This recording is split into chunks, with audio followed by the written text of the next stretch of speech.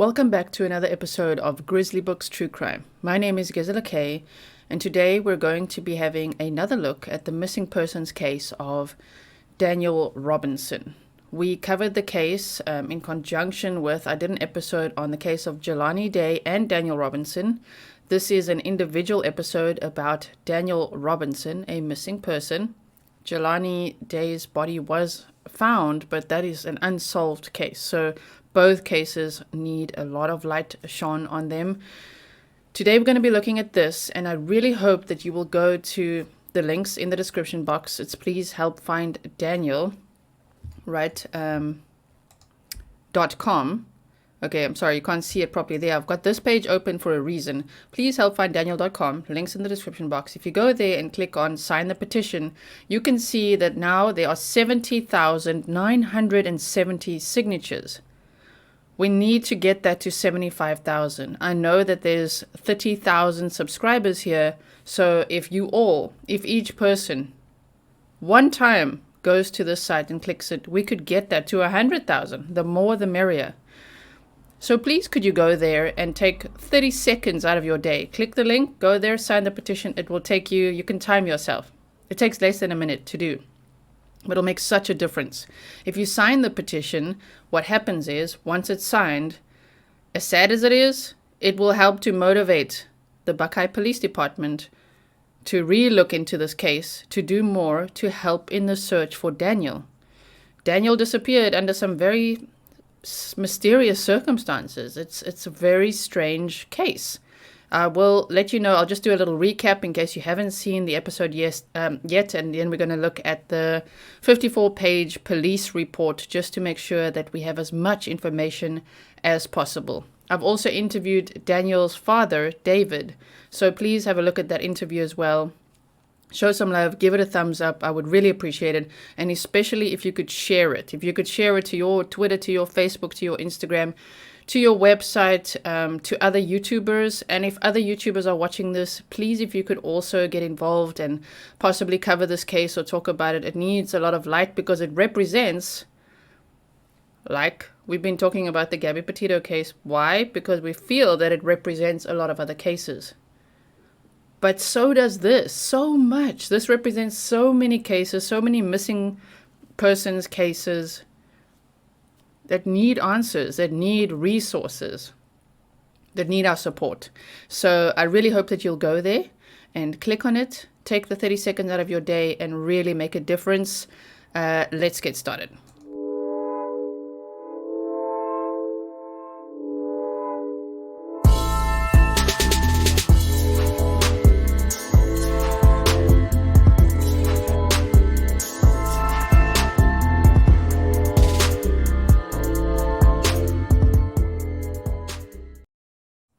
Okay, so I'm back with you. I'm just going to read through this because this is factual. So will the police report be, one would hope so, based on what David Robinson, Daniel's dad, wrote. So he said, "My name is David Robinson, and I'm the father of the geologist Daniel Robinson, who has been missing in Buckeye, Arizona since June 23rd, 2021.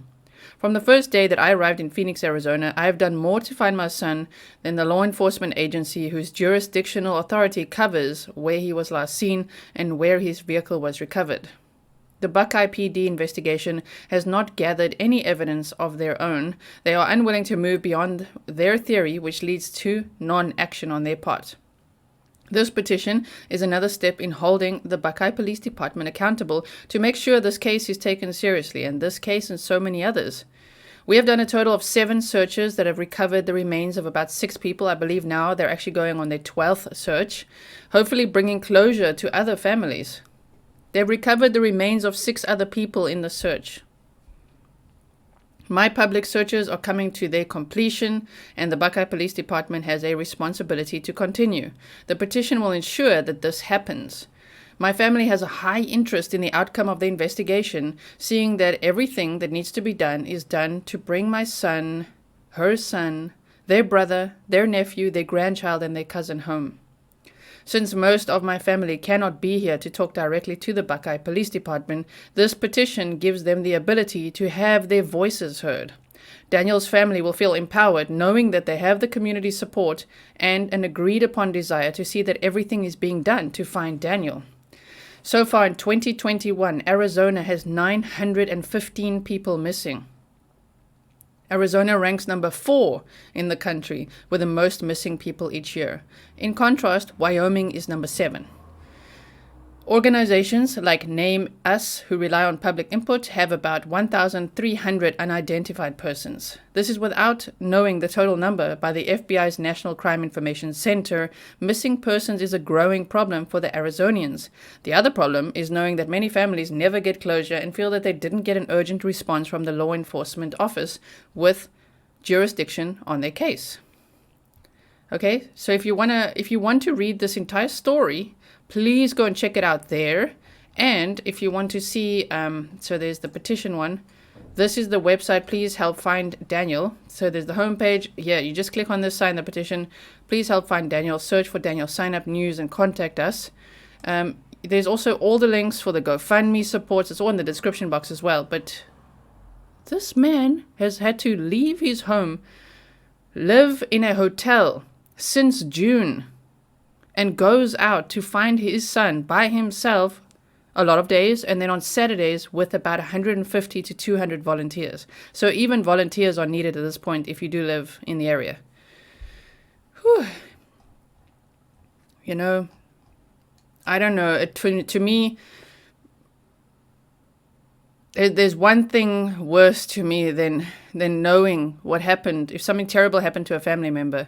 And the one thing worse is not knowing and having no answers, as if they disappeared into thin air. I mean, oh man, that would just absolutely consume my mind. And these cases consume my mind. It's actually, I realize that's why I never really talked about them, but it's so important to talk about them. You know, I used to cover really old and really solved cases because it helped me to not be so consumed by it. But there's purpose in being consumed by it and wanting to spread as much information as possible on these cases. Okay, so now I'm going to put this one on. This is the police report. Okay, before we go there, I want to very quickly, bear with me please. I just want to very quickly give you a rundown of what happened as well. So Daniel Cornelius Robinson is originally from South Carolina and attended the College of Charleston, where he studied in the field of archaeology. He moved to Phoenix, Arizona after graduating as a field geologist in 2019. On July 23rd, Daniel and a co-worker, except it isn't a co-worker, but it's someone who also met at this water well with him, who was contracted from another company, Ken Elliot Willard, went to access a drill site in the Arizona desert. Ken was allegedly the last person to see him before he went missing. They had returned to the job site. I don't know if that's true now based on the interview I did with his dad. I don't know if they returned to the job site at Matrix New World in Buckeye, Arizona. I think they were on that Sunway Park Road. And then it started raining, and so Daniel had the authority to shut the site down for the day, and he drove off. And Ken says he drove off into the desert, and he was like, where is he going? So he reported it to the supervisor, and eventually Daniel was reported missing.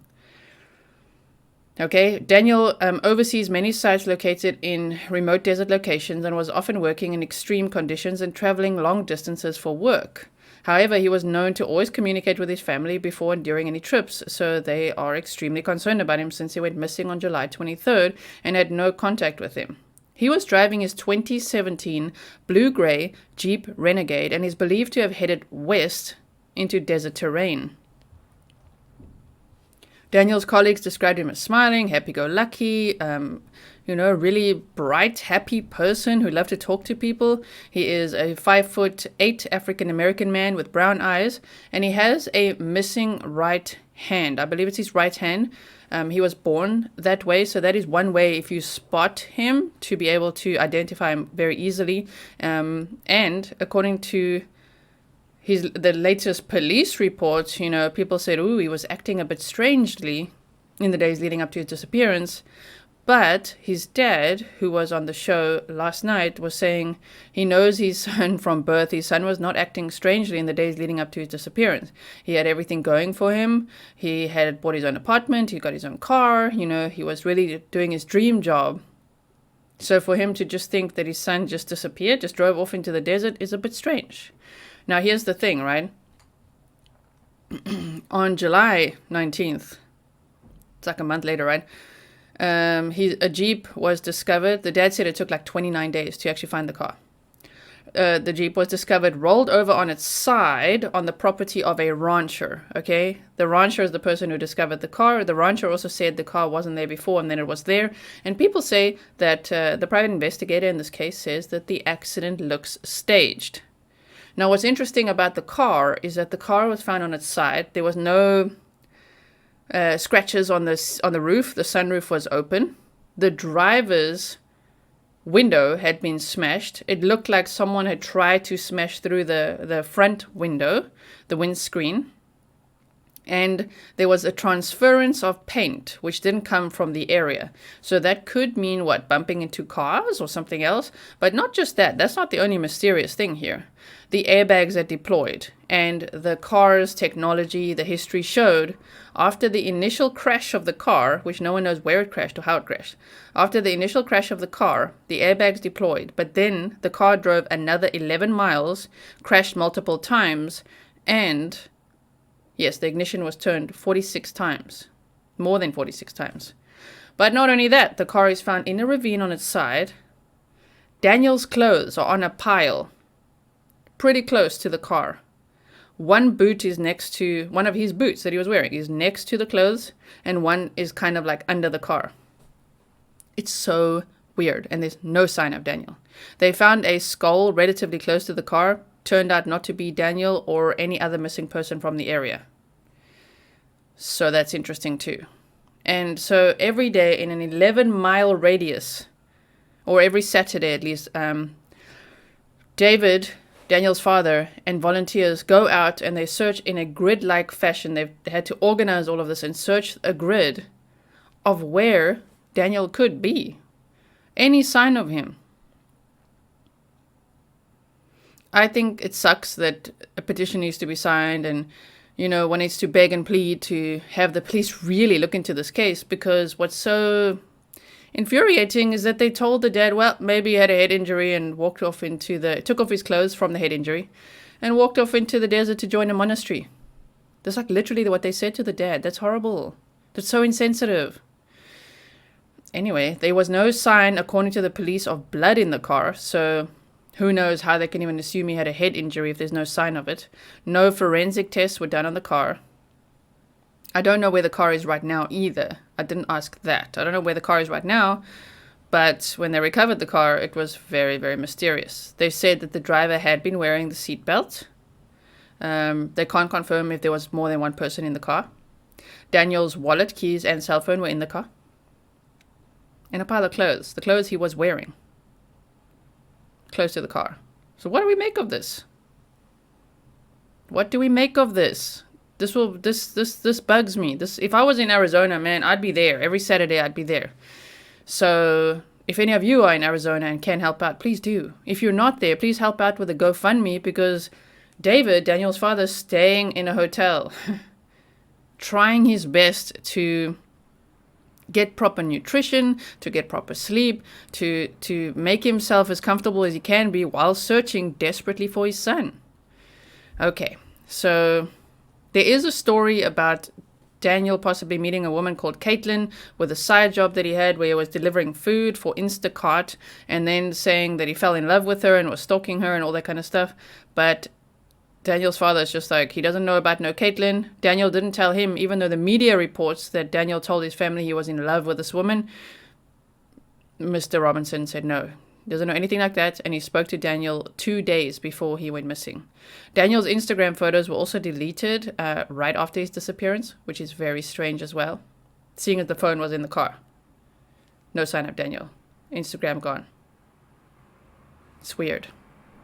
So if you want to help out, all the links are in the description box. We've got the GoFundMe for Daniel. We've got searchfordaniel.org. We've got Instagram. Please help find Daniel. We've got, as I say, yes, the GoFundMe and also the petition to sign. And if you have any information, please call the private investigator or call literally Daniel's dad himself, 803-200-7994. The number is 803-200-7994. Obviously, if you're from another country like me, you put a +1 in front of that. 001 or +1 for the American code. All right. So now we're going to look at the police report. So we've got here page 1 of 54, Buckeye Police Department, Police Report for Incident 210623079. Nature, missing person. Location, D60J. Address, W Cactus Road or West Cactus Road and North Sun Valley Parkway, Buckeye, Arizona, 85326. Offense code, M per for missing person. Received by D. Howard, responding officers S. Cruz and C. Thatcher and T. Cook, responsible officer S. Cruz, when reported 19:04:45 on the 23rd of June, 2021. Okay. Disposition INV 062421, and it occurred between 9:45 on the 23rd of the 6th, 2021 and 10:35. Okay. On the 27th of June, 2021. Assigned to L. Biffin, detailed person, and then there's status is C2, status date 06/26/21. Okay, so last name and date of birth, they blanked out. First name is David. That's the complainant, David Robinson, Daniel's father. Okay, reported missing person. Circumstances, LT26 desert, undeveloped area, body camera video, BM88 no bias relationship. Okay, day, 6 a.m. to 6 p.m. investigated. We've got the responding officers this over here. So let's keep it going. We've got, let me have just a sip of my coffee. I know I have a huge coffee cup and that's the way I like it, so thank you to everyone who's still buying me a coffee, by the way. I know it's called Buy Me a Scented Candle this month, but it can be for coffee, scented candles, or whatever you want to donate towards. It literally is a way to donate to PayPal. That's what it really serves the function of. So it's ways to contribute towards buying me something. So let me not burn my hand. Scented candle alert. It smells so nice. It smells really, really nice. So that's always there now. It makes my office a lot more cozy in dealing, with all these cases. It can be very disturbing and very, what's the word? Because I'm not feeling like disturbed in a terrible way. I just mean it's very upsetting. That's a good word, right? Okay, so we've got involvements. Daniel Cornelius is the missing person. Law incident, deceased person mentioned. I don't know what all this is, but here's the law incident, suspicious vehicle. DRs or doctors connected. Stephen Wayne is Shell manager. These are now, I think, all of these contacted people are people that worked. They worked for the company and that were just witnesses, right? That they interviewed. We've got Paul DeVaughn Jr., Edward Paul, Robert Jeffrey, Roger, David Jr., Tony Joseph, Kevin James, the Phoenix Police Department, Tempe Police Department. Here's Katelyn Ann. This is the woman that he was allegedly saying he was in love with, according to what the media says. David, Davisha Lafayette Precious, Kenneth Willard, that's the person who last saw him alive. Luke Joseph, Matrix New World, Phoenix, Arizona office. The vehicle, Dodge Ram. We've got a Mercedes E-Class and we've got a gray 2017 Jeep Renegade. So, vehicle involved. Okay. And we've got this, these follow-up calls, right? DRS connected. I don't actually know what that stands for. Let me know if you know in the comments below. So here they say there's a lot of things here of the follow-up information. BLK, so BLK, body camera vid, Acon, right? DR photographs, Exxon Citizen, Jeep Renegade, AZ, Arizona license, NLA2CMA, inside handle, driver's side, evidence incidents. Okay, and they've got a swab from the steering wheel, the gear shifter push start button, swab from the rear view mirror, swab from the driver's seatbelt, and the USB crash report. So there is some forensic stuff done there, but how much they really looked into that, I don't know. David, as in Daniel's dad, is not happy about it at all. Okay, so we've got here the 23rd of the 6th, 2021, 19:04 hours. Address is half a mile west of Cactus Road and Sun Valley Parkway. So, on the 23rd of the 6th, 2021, at approximately 19:04 hours, I was dispatched to a telephonic call for service reference to a missing person. I observed the call notes, which showed that the reporting party, David, lives in South Carolina, and that he had not heard from his son Daniel since this morning when he was at a job site in Buckeye. I called Daniel's cell phone multiple times. The phone rang, but I received no answer. I then called Daniel's work, Matrix New World. I spoke with Georgia at the front desk and let her know about my investigation. Georgia was very concerned and said that she would start calling some supervisors and that they would be calling me. I then spoke with David by telephone.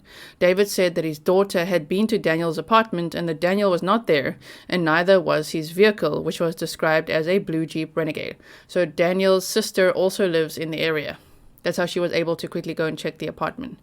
David also said that they had been receiving information from a co-worker of Daniel's. He advised that Daniel had been to the job site in Buckeye, but that he had left in the morning and had not come back.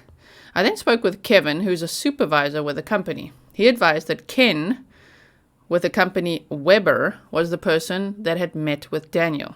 I spoke with Ken on the phone. Ken advised that Daniel arrived at the site around 9 o'clock and that it was raining.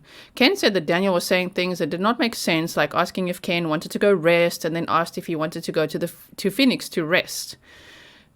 Ken advised that Daniel was not making sense with the things he was saying and that he was talking about things that did not make sense. Ken said that Daniel was there for approximately 15 minutes and then he suddenly left.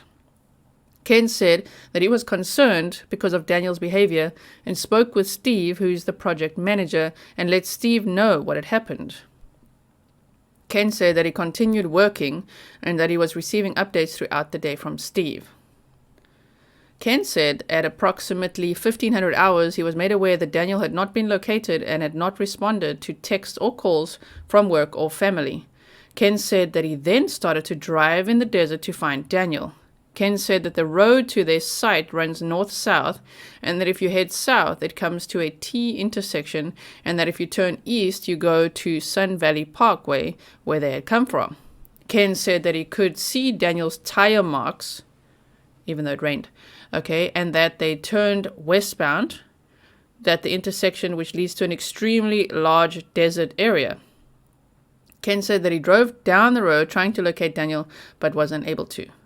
I updated David on my findings to that point. I let him know that I was going to circulate the area of the desert to try and find Daniel. I also let him know that Daniel was going to be put in NCIC as missing person, right? As a missing person. Myself and Officer Thatcher spent hours trying to locate the vehicle in the area, but were unable to locate Daniel. Daniel was entered into NCIC as missing. On the 24th of June 2021 at approximately 100 hours, I tried calling the phone again, but there was no answer. This report is open until Daniel is located. I have nothing further to report at this time. Now we've got page 6 of 54. It says supplement CAD call info comments. Son works at a work site in Buckeye. Unknown exact location, right? Son is Daniel. Should have access to a Jeep Renegade Sky Blue. Registered out of Phoenix. Son lives in Tempe. Stated he made it to work site in Buckeye yesterday via text and then no one has heard from him. We've got here D. Howard, Groundwater, the name of the company. Son told him was a well drilling site west of the white tanks in Buckeye. Unknown exact location. Unit 21 provided for cell phone. is black short hair, 5859, missing right arm, no prosthetic, no visible tattoos, no facial hair. Unknown LSW. D. Howard, no medical issues, no 918, but has been acting strange. Okay, so negative match for Daniel. No NA search by DOB, negative match for Daniel. Edited, last heard from son yesterday, met someone at the job site, and no one has heard from him since. Right, so if we keep it going. I'm reading all this. I just want to share with you what's like useful for you to know, right? Enter with what we have. Okay. Unable to enter, missing until height, weight, and all of that is confirmed. Obtain info and fill out or sign affidavit on behalf of dad. Okay, so we've got that. Is his arm missing from shoulder or elbow? And then they say between the wrist and the elbow. Okay, closer to the wrist. Advise going to, I think that's an officer, right? Thatcher, and going to Atlanta in the desert area. Subject last known to be. Right, we will be going into the desert, as they say, leaving the area. S. Cruz, RP called and advised that his son has not contacted anyone since this morning, which is out of place for him. I contacted the employer of the subject, who advised that the subject left work under abnormal circumstances. The subject entered as a missing person, report to follow. Buckeye Police Department, missing person supplemental report.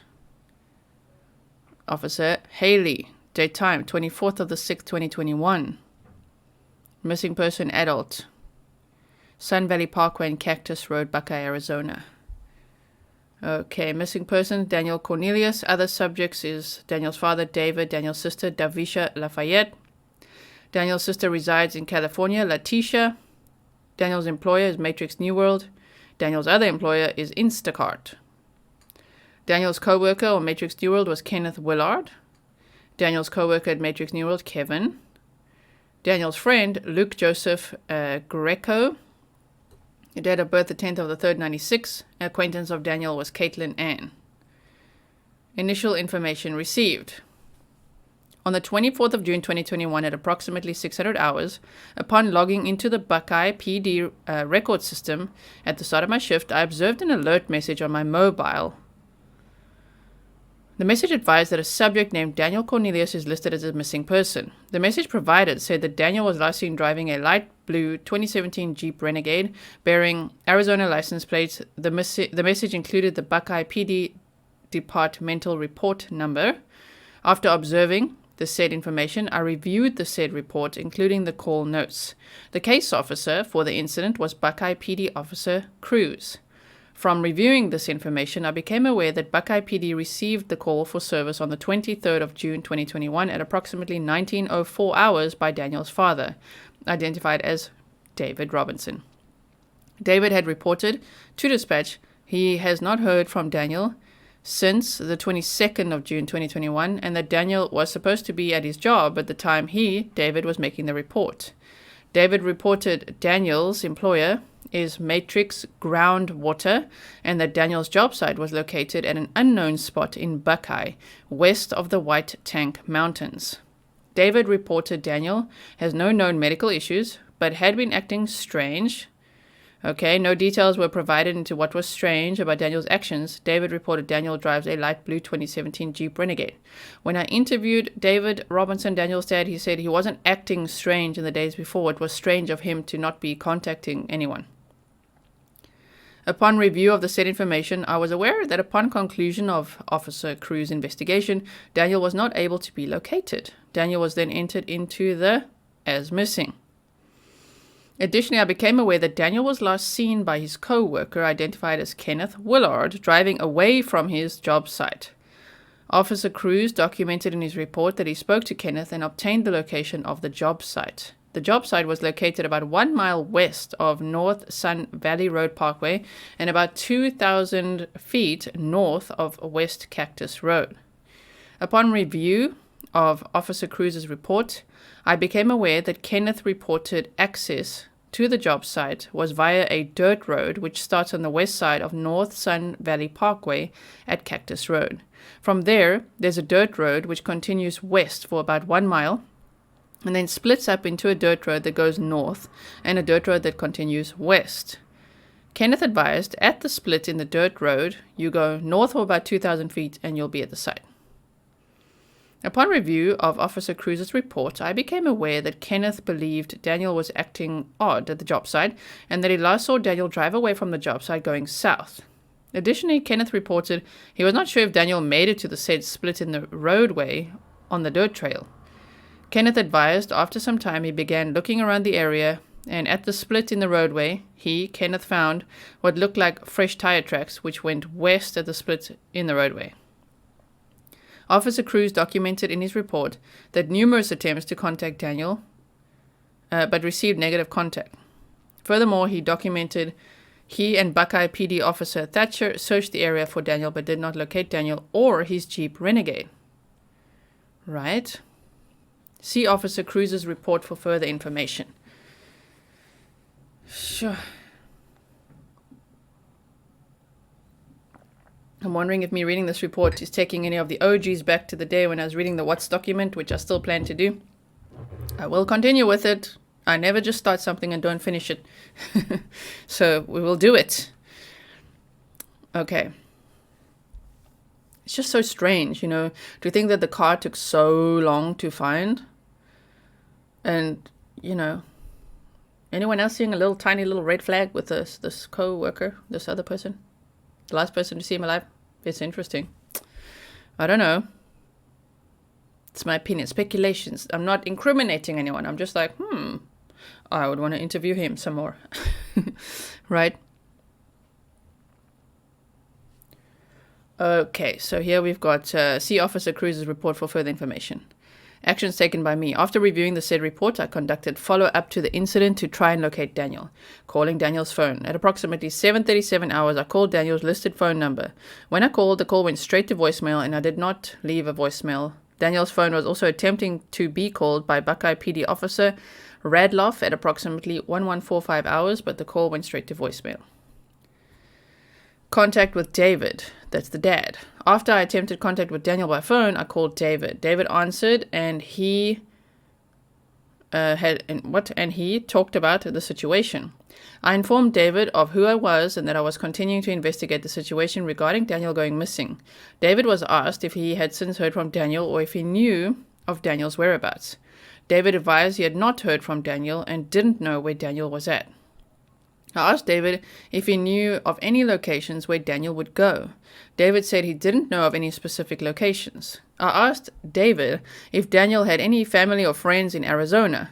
David advised that David, lives in South Carolina and that Daniel's mother lives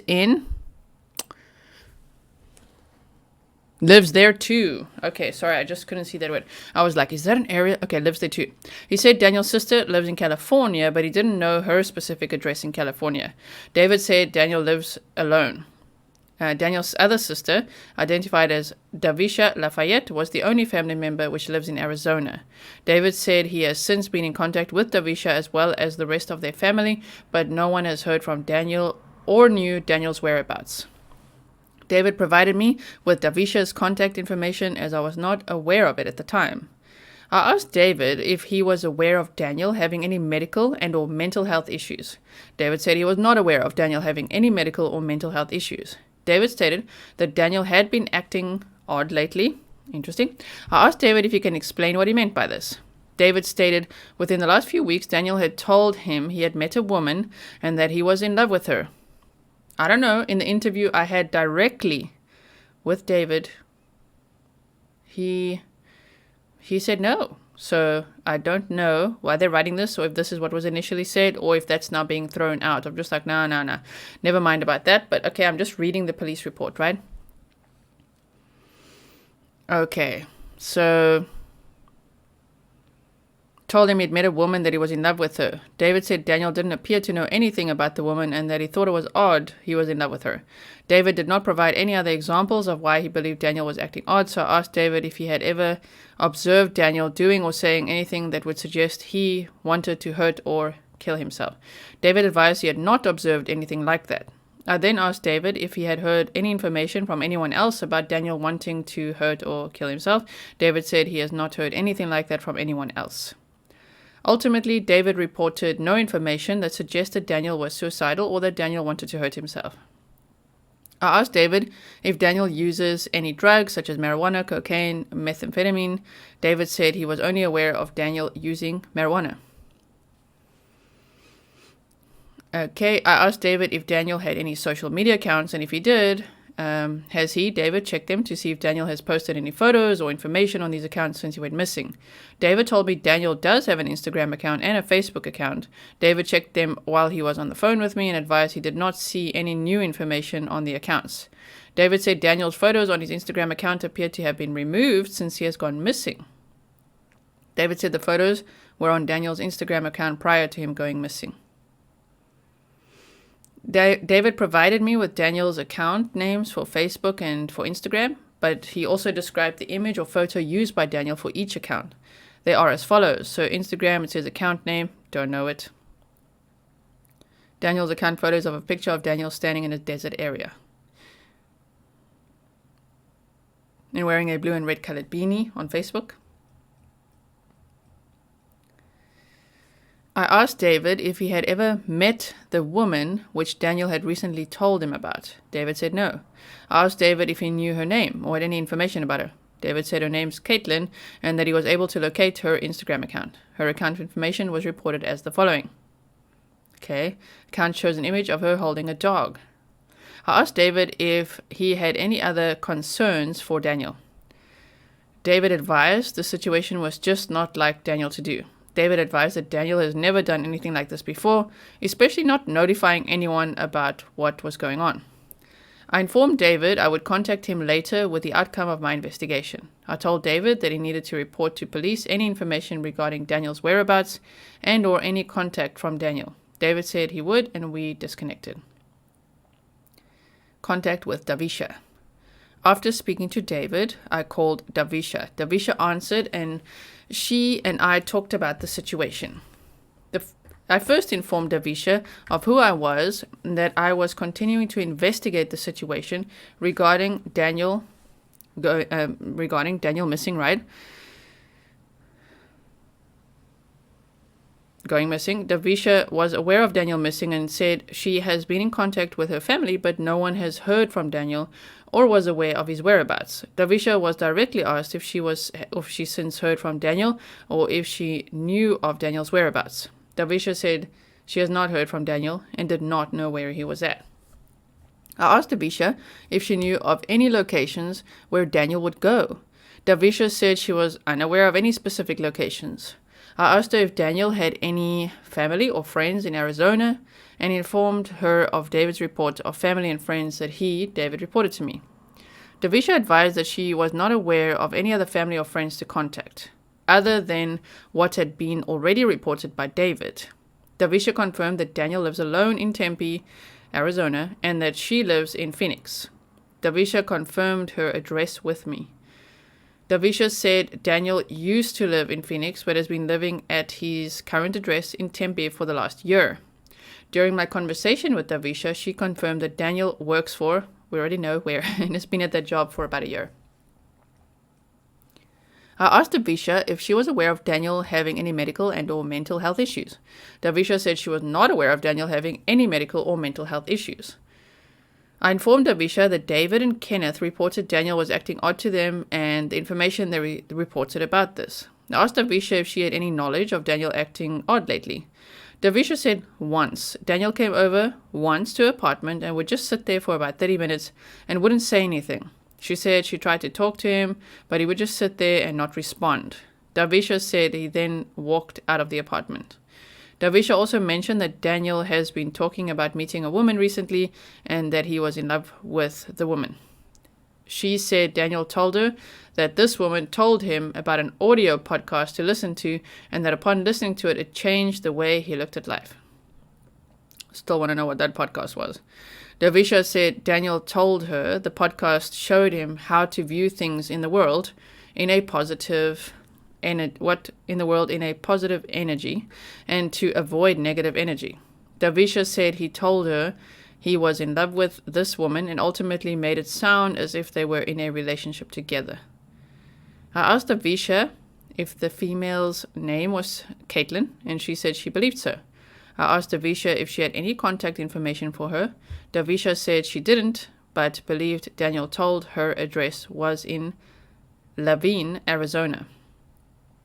Davisha didn't report any other information regarding Daniel acting odd. Due to this, I asked Davisha if she had any knowledge of Daniel doing and or saying anything that would suggest Daniel, wanted to hurt or kill himself. Davisha said she has not observed anything like that. I then asked Davisha if she had heard any information from anyone else about Daniel wanting to hurt or kill himself, and Davisha said she had not heard anything like that from anyone else. Ultimately, Davisha reported no information that suggested Daniel was suicidal or that Daniel wanted to hurt himself. I asked Davisha if she was aware of Daniel using any drugs such as marijuana, cocaine, methamphetamine. Davisha said she was only aware of Daniel using marijuana and drinking alcohol. I informed Davisha of David's report regarding Daniel's social media accounts. I asked her if she was aware of Daniel posting or putting any pictures and or photos on his accounts since he went missing. Davisha said she was not aware of any new photos and or information posted on Daniel's accounts. Davisha did confirm that it appeared that Daniel's photos were all taken off of his Instagram account. Damn.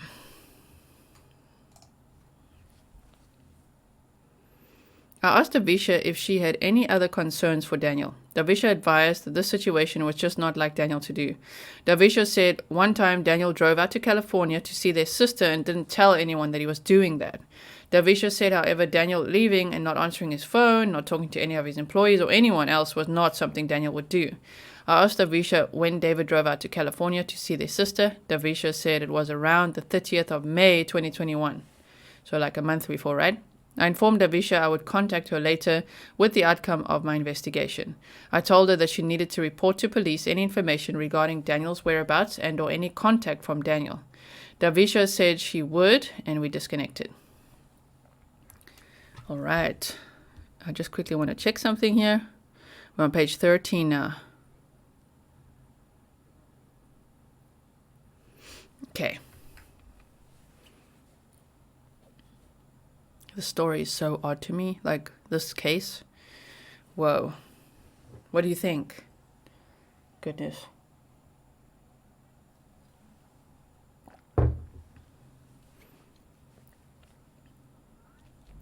Contact with Daniel's employee for Matrix Global Water. Speaking to Davisha, I was able to find the employees for Matrix Global Water identified as Kevin. Born 1983, it looks like. I informed Kevin of who I was and that I was conducting a follow-up in reference to Daniel being a missing person. Kevin advised he was aware of Daniel missing from the job site and that he was one of Daniel's supervisors. Kevin said, this is not Ken, right? This is Kevin. Kevin said Daniel does in fact work for Matrix Global Water and has been an employee with them for about 1 year. Kevin was not with Daniel at the job site yesterday, the 23rd of the 6th, 2021, but that Kenneth was, and Kenneth told him what happened. This was the same Kenneth as previously reported. Kevin advised since Daniel has been missing, he has not heard from Daniel and that no one in the company has received contact from him. Kevin said this was unlike Daniel, as he had never done something like this before while working for the company. Kevin said Daniel did not show up to work today, the 24th of June 2021, even though his shift started earlier today. I asked Kevin if he could send me the coordinates to the job site location where Kenneth and Daniel were at on the 23rd of June 2021. Kevin advised he would. I then provided Kevin with my contact information. I informed Kevin I would contact him back with the outcome of my investigation. I told Kevin to call police if Daniel contacted him or if Daniel's whereabouts were known. Kevin said he would. A short time after ending my contact with Kevin, I received an image from Kevin on my work email. Upon review of the image, it was an image of a screenshot from a cell phone showing the Google Maps application. The image of the map was in satellite view. We know that's our favorite on map time, right? And it showed the area of Sun Valley Parkway and Cactus Road in Buckeye, Arizona. The image of the map area had red-colored pen marks showing notes of where the job site was located. If you haven't seen map time for this case, please go look at the Jelaniday and Daniel Robinson episode. It is in the Unsolved Case playlist. It is also just if you look under the videos tab, I did some map time there. Kevin also sent me a direct text message to my work cell phone. The text message was a direct link to the dropped pin location via the Google Maps application. I clicked on the link and it took me to the location of the following coordinates. This location is about 1 mile west of Sun Valley Parkway and about 1 mile north of West Cactus Road. This location appeared to be the job site as described.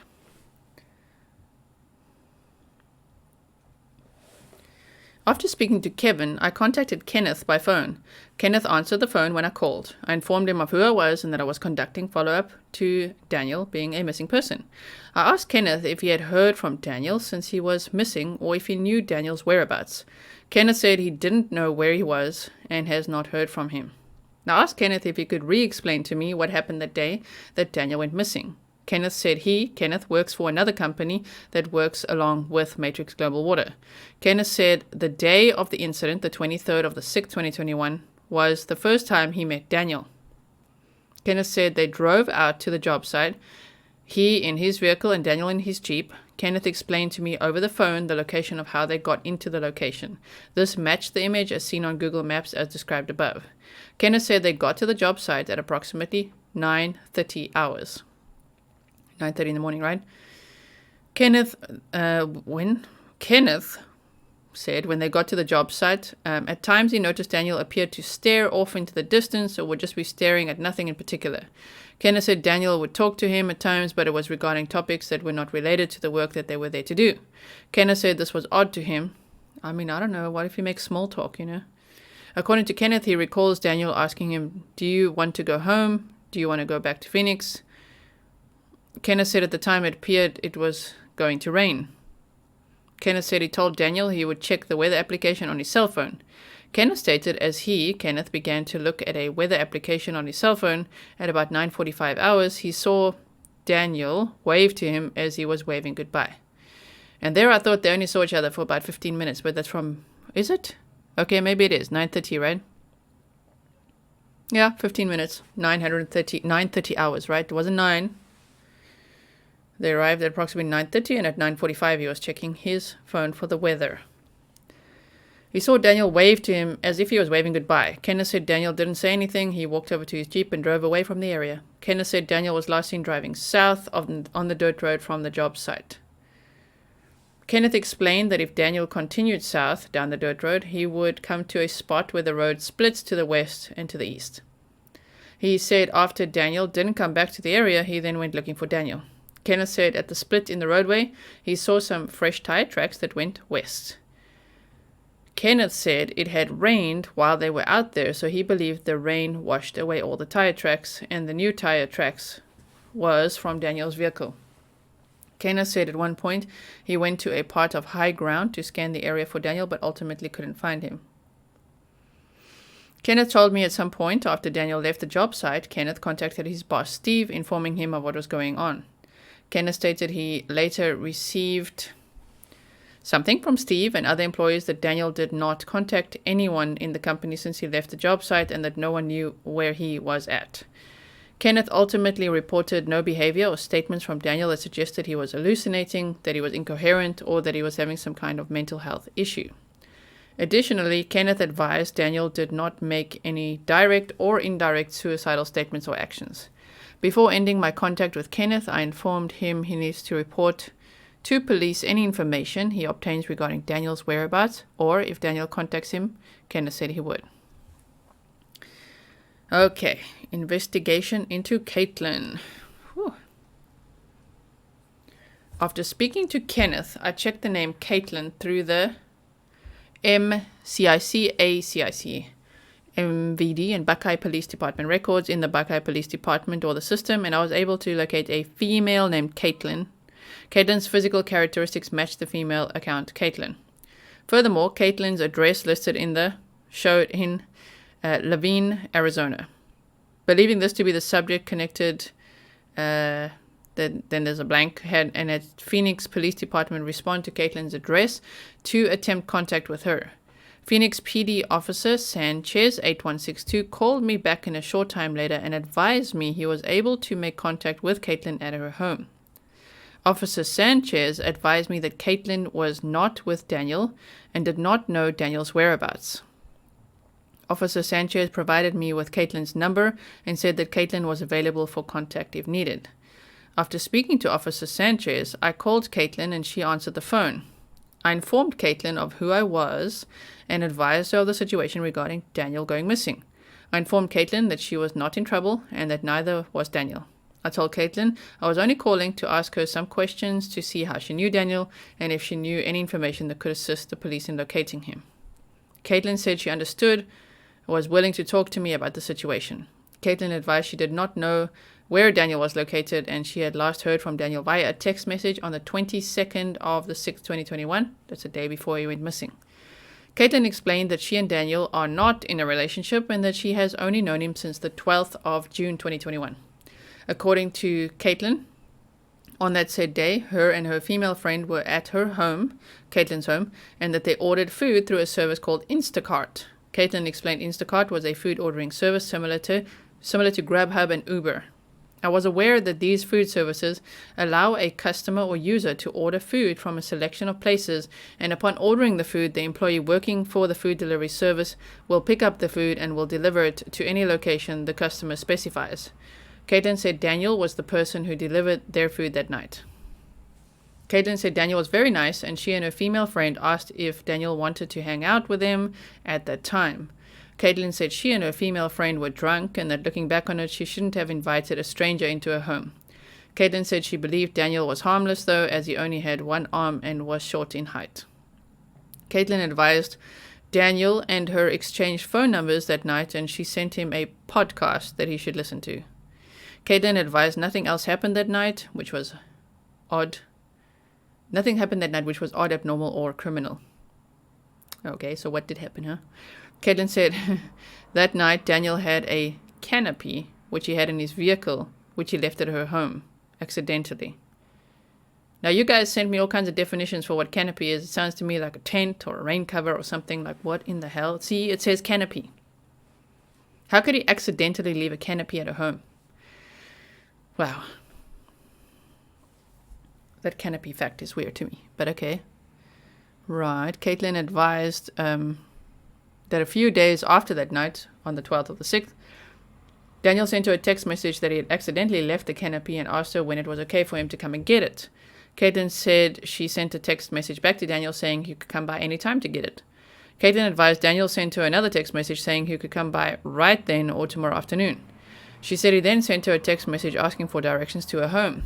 Katelyn said she had never responded back to Daniel as she was out of town at the time. She said while she was out of town, she observed Daniel on her home security camera go up to her door, attempting to make contact, then leaving the area. Katelyn said she felt that Daniel should have asked her, for permission to come over to her home before just showing up there. Katelyn told me she also never provided Daniel with her address or directions to her home, so she said he either used the Instacart food order information to obtain her address or remembered how to get to her home. Katelyn said on the 16th of June 2021, she sent Daniel a text message advising that she had seen him on her security camera, but that she wasn't home. Katelyn said she told Daniel when she came back to town, she'll make arrangements for him to get the canopy. Katelyn said Daniel then began to become very creepy, sending her a text message of a heart emoji and sending her a text message saying that he loves her. Katelyn said one day after this message, he sent her a text message that he was outside of her home. Katelyn said this made her very concerned.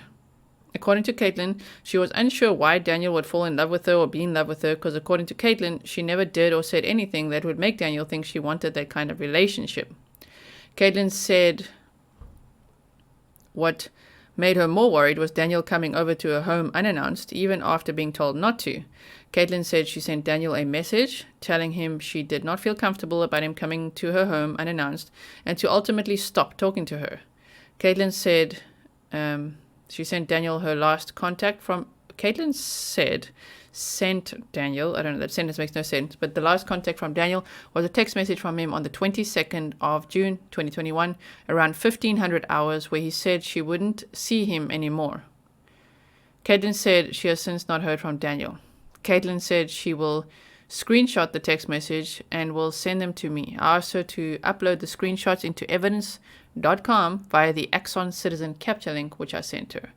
I informed Katelyn about the injunction against harassment process and the AZ Point website. I informed her that she should make a report with Phoenix PD, but I would document what she told me in my report. I provided her with the report number and my contact information. I told her to call police if she heard from Daniel or knew anything regarding his whereabouts. After speaking to Katelyn, I later received notification via evidence.com that Katelyn uploaded 4 images. Upon review of them, it appeared that they were screenshots taken from a phone which appears to show text message communication between her and Daniel. The following are text messages between Katelyn and Daniel and the dates and times for them. Sunday, June 13th, 2:29 a.m. Katelyn sends a link, podcast.apple.com. On June 13th, 2:29 a.m., Daniel says, hey. June 14th, Daniel at 7:19 p.m. Daniel, hey, I accidentally left my canopy outside your house. Is it still there? If so, is it okay if I pick it up? Daniel, also, the podcast was great. Tuesday, June 15th, 1:37 p.m. Katelyn, yes, you can pick it up whenever. Tuesday, June 15th, 8:30 p.m. Daniel, thanks. How do I get there again? I can come now or tomorrow afternoon to grab it. Wednesday, June 16th, 2:06 p.m. Katelyn, hi. I saw you on the camera. I'm in Flagstaff and will be home later tonight. If you want, I can put it out by the chairs before I head out for work tomorrow morning. Wednesday, June 16th, 3:12 p.m. Daniel sends a red-colored heart emoji. Okay. Wednesday, June 16th, 10:13. Daniel, I'm sorry. Thursday, June 17th, 6:39 p.m. Katelyn, please stop showing up unannounced. Daniel, okay, I won't ever again. Katelyn, thanks, and I'm looking right now and I don't see the canopy in the garage. Daniel, don't worry about, I already have it. Katelyn, ?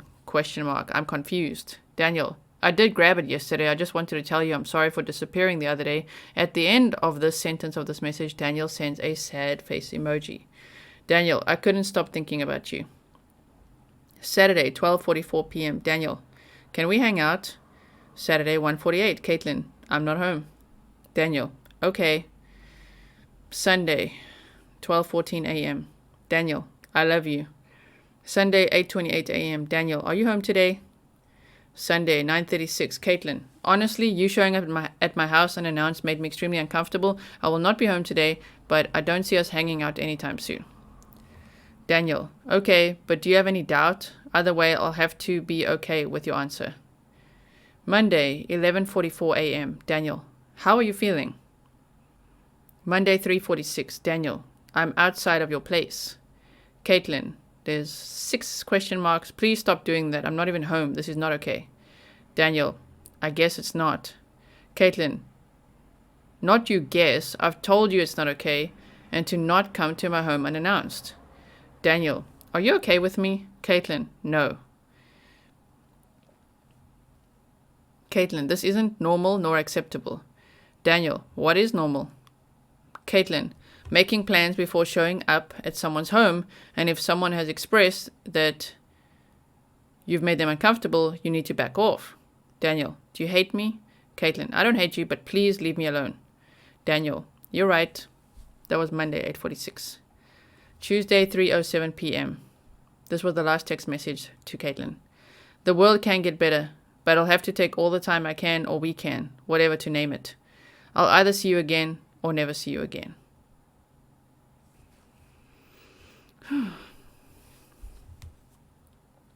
Tempe PD sent out to Daniel's home. On the 24th of June, 2021, I had Buckeye PD dispatch contact Tempe and requested they check Daniel's home for him and or his vehicle. I later received information from Buckeye PD dispatch that Tempe PD went out to the home but were unable to make contact with anyone there. Additionally, they were unable to locate Daniel's vehicle. Dispatch reported that Tempe officer advised they could see about 80% of the interior of Daniel's home via a window, but that they couldn't see any sign of anyone being home. Tempe PD ultimately had no other information to provide. Contact with Luke Joseph. At the later end of my shift, I received contact from Davisha by phone. Davisha said she was able to obtain information from a former college roommate of Daniel's named Marcus that one of Daniel's friends named Luke had recently flown into Arizona to see Daniel. Davisha said she obtained a phone number for Luke, which she provided to me. I asked Davisha if Marcus had any further information regarding Daniel's whereabouts or if he had heard from Daniel. Davisha said Marcus did not know where Daniel was at and had not heard from him. Davisha ultimately had no further information to report, so we ended our conversation. After obtaining this information from Davisha, I called Luke by phone. Luke answered the call and fully identified himself as Luke Joseph Greco, date of birth 10th of the 3rd, 1996. I informed Luke of who I was and that I was calling him in reference to Daniel being a missing person. When I informed Luke of this, he said he was not aware that Daniel went missing. I asked Luke if he was with Daniel or if he knew where Daniel was at. Luke said he was not with Daniel and that he didn't know where Daniel was at. Luke explained that he had flown into Arizona to visit Daniel over the past weekend and he had stayed with Daniel at his home. Luke said on the 20th of June, 2021, Luke, flew back to New York, where Luke, lives. I asked Luke when was the last time he had heard from Daniel. Luke said on the 22nd of June, 2021, around evening time. He sent Daniel a message on Instagram and Daniel liked his message. I talked to Luke about the allegations of Daniel reportedly acting odd or talking in an abnormal way. I asked Luke if he observed Daniel do or say anything that was abnormal to him. Luke said he didn't observe any odd actions or statements from Daniel.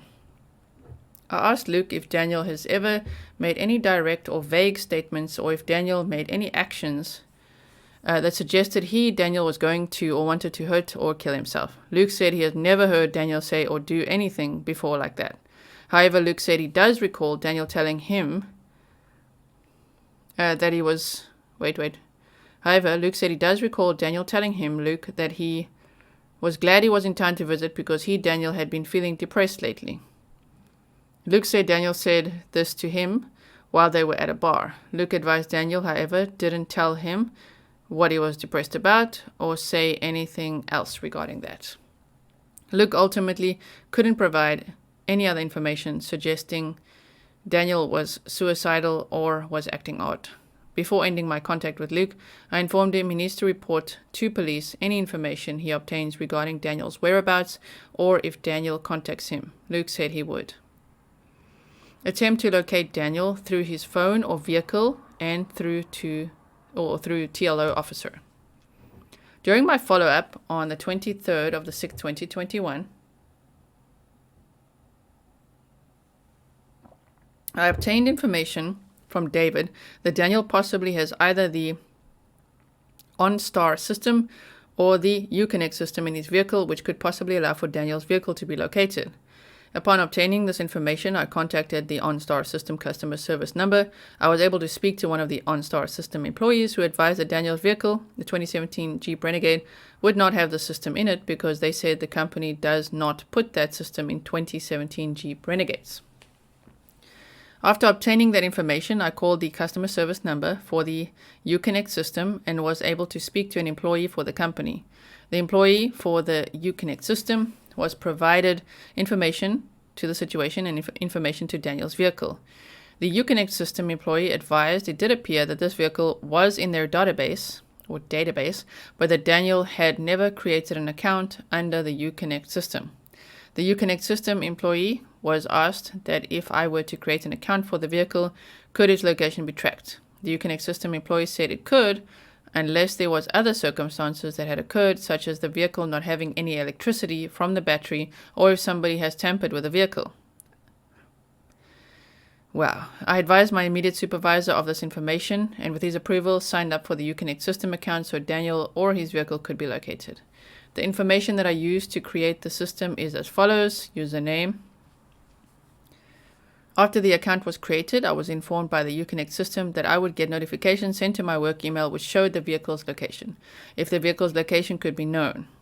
I was informed that there was no actions that I needed to do other than reviewing the information sent to my work email from the Uconnect system. At approximately 12:41 hours, I received an email from the Uconnect system showing information to the vehicle's location. The email showed that as of 14:31 hours at Central Time, the GPS location of the vehicle showed 0.0/0.0. Wow. The Uconnect system email showed the course information as 0 degrees at 0 kilometers per hour. No further information was reported to me in the email showing the vehicle's location. This email was screenshotted and uploaded into evidence.com. As well as attempting to locate Daniel and his vehicle, Buckeye PD Dispatch contacted Daniel's cell phone provider to attempt to locate him through his cell phone. Dispatch would later report to me at the end of my shift on the 24th of the 6th, 2021. Several attempts to locate Daniel through his cell phone was made, but to no avail. Dispatch advised no information to Daniel's location was known, and no information to his last known location was known. I just want to see something quickly. Oh yeah, we're going to read all this stuff.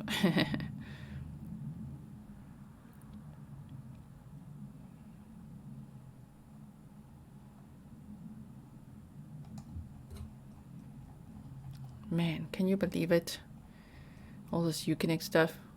It just really sucks, right? My goodness. Sounds so useless. Like, oh, Uconnect. But then it's like, nah, if the car's not driving, it's fine. You're not going to get anything. Like, damn. Several attempts to locate Daniel through his cell phone was made, but to no avail. Dispatch advised no information to Daniel's location was known, and no information to his last known location was known. Checking the area for Daniel. On the 24th of the 6th, 2021, I checked the area on North 315th Avenue, 315th Avenue, a few miles north of West Highland Drive. This area is a few miles south of the job site. In that area, I checked for Daniel, his vehicle, or any signs of both. I was ultimately unable to locate anything. Actions taken before the end of shift on the 24th of the 6th, 2021. Before ending my shift on the 24th of June 2021, David, Davisha, and Kevin were contacted by phone and given the outcome of the efforts made in my investigation to Daniel being missing. They were all informed to call police if Daniel's whereabouts were known or if Daniel contacted any one of them. It would be noted that David, Davisha, and Kevin were advised that a helicopter was requested through my immediate supervisor to attempt to check the area for Daniel, but was declined. They were informed that I would look into the matter on the 25th of the 6th, 2021, upon my return to work. Additionally, I told them that the officer, which comes on shift prior to me going off shift, will be briefed about everything that was going on. After speaking to the said parties, I contacted the oncoming shift officer, Buckeye PD Officer Ashton. I informed her of all the pertinent information for this case. Follow-up taken on the 25th of June, 2021. On the 25th of June 2021, upon the start of my shift, I was informed by Sergeant Fletcher, my immediate supervisor, that Daniel was still reportedly missing, as he had been briefed by the Buckeye PD supervisor, which works the graveyard shift. I asked Sergeant Fletcher for direction on what further actions needed to be done due to Daniel still missing. Sergeant Fletcher advised to document all information that I had obtained in my investigation and to document my actions up to that time. He advised the case would be forwarded to Buckeye PD detectives for follow-up. Okay. Helicopter search and recheck of job site area by Buckeye PD. Later in my shift on the 25th of the 6th, 2021, I received word from Sergeant Fletcher that Daniel's aunt had called Buckeye PD to talk to a supervisor about her concerns regarding Daniel being missing. Sergeant Fletcher advised he had contacted Daniel's aunt, and upon speaking to her about the situation, the decision to request for a helicopter will be made. Go aunt. Go aunt. A short time after obtaining this information, I received word from Sergeant Fletcher that Phoenix Firebird helicopter would be heading to the job site location to check the surrounding area for Daniel and Daniel's vehicle.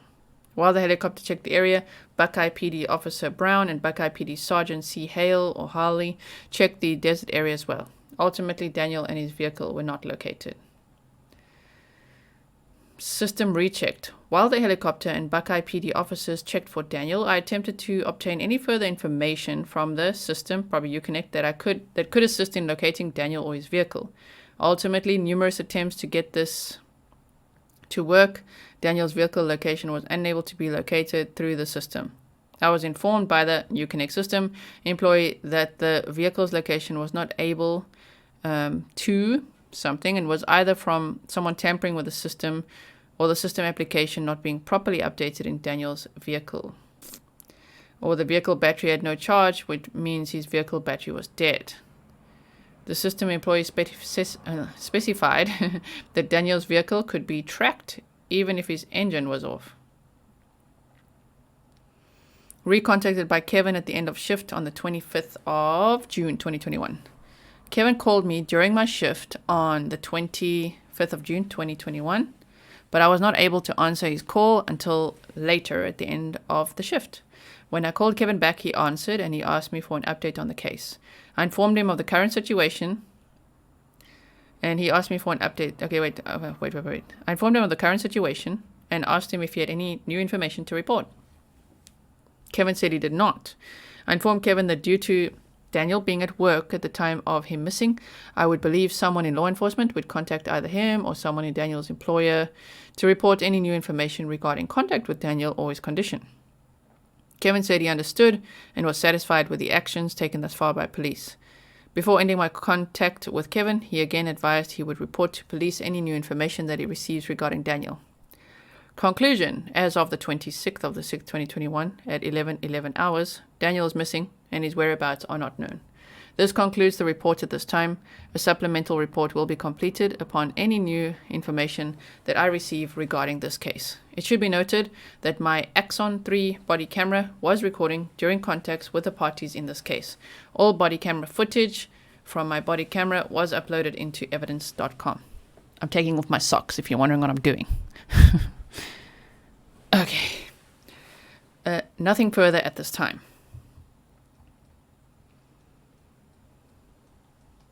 Page 23 of 54. Buckeye Police Department, Investigation Division. Detective Al Biffin, number 4216, date 30th of the 6th, 2021, 9:45 hours. Okay, reference missing person. Initial case review. On Saturday, 26th of the 6th, 2021, this case was assigned to me for follow-up investigation. I reviewed the report thus far and learned that on the 23rd of the 6th, 2021, Daniel arrived to a job site off Sun Valley Parkway where he met with co-worker Kenneth. Kenneth told officers that Daniel was acting strange and left the site without saying anything. He was concerned because he believes that Daniel turned down the road that led farther into the desert and not towards the main road. Daniel was reported missing by his family in South Carolina as they had not heard from him since that morning. The initial patrol-level investigation revealed that Daniel had made statements to a girl named Katelyn indicating she may never see him again after she asked him to leave her alone. There was no indication that Daniel was suicidal or that he had any plans to leave the area. Officer Haley conducted extensive and well-documented follow-up and made efforts to locate Daniel and his vehicle using the Uconnect feature that some Jeeps are equipped with. Contact with Kenneth. I made contact with co-worker Kenneth. Kenneth had previously been interviewed by the case officer. I wanted to know if Kenneth recalled what Daniel was wearing, and he did not remember. It's a red flag for me, I'm sorry. Oh, I don't know. I know I only saw him for 15 minutes, but like you really have no idea what he wore? Right.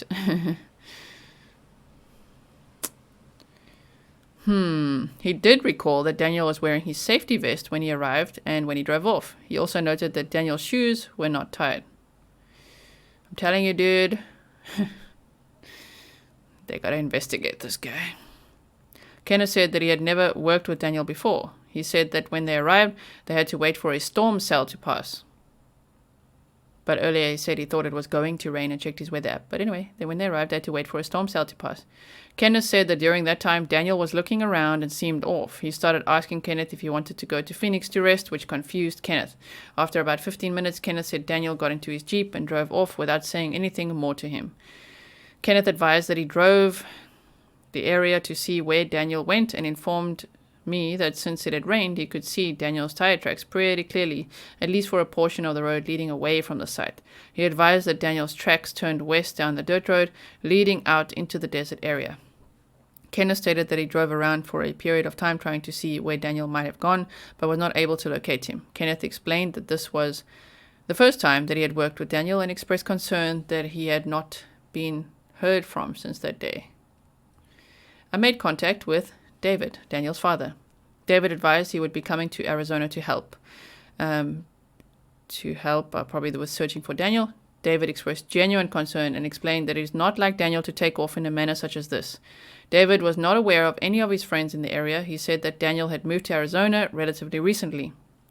The call was on speakerphone with Daniel's sister as well. I asked him about David's friends.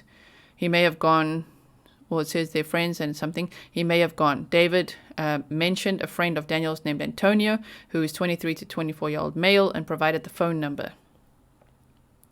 This is a friend of Daniel's who offered him an apartment. Last month, Daniel expressed interest in going, but did not have a plan that anyone knew of. Daniel's sister said that in May, Daniel took a spontaneous trip to San Francisco without telling anyone. While on his way, he contacted his other sister in Fremont for a place to stay for the night. This current situation is different because he has not been in contact with anyone for several days. David advised there are no known medical issues or mental health issues, although it appears Daniel's behavior in the week or two prior to this incident has been unusual. I was also advised that Daniel's Instagram account appears to have had all of the posts deleted, but his family says that it was a day or two before he went missing. But it can't be because there's the friend that said he liked his post on the 22nd. So a day before.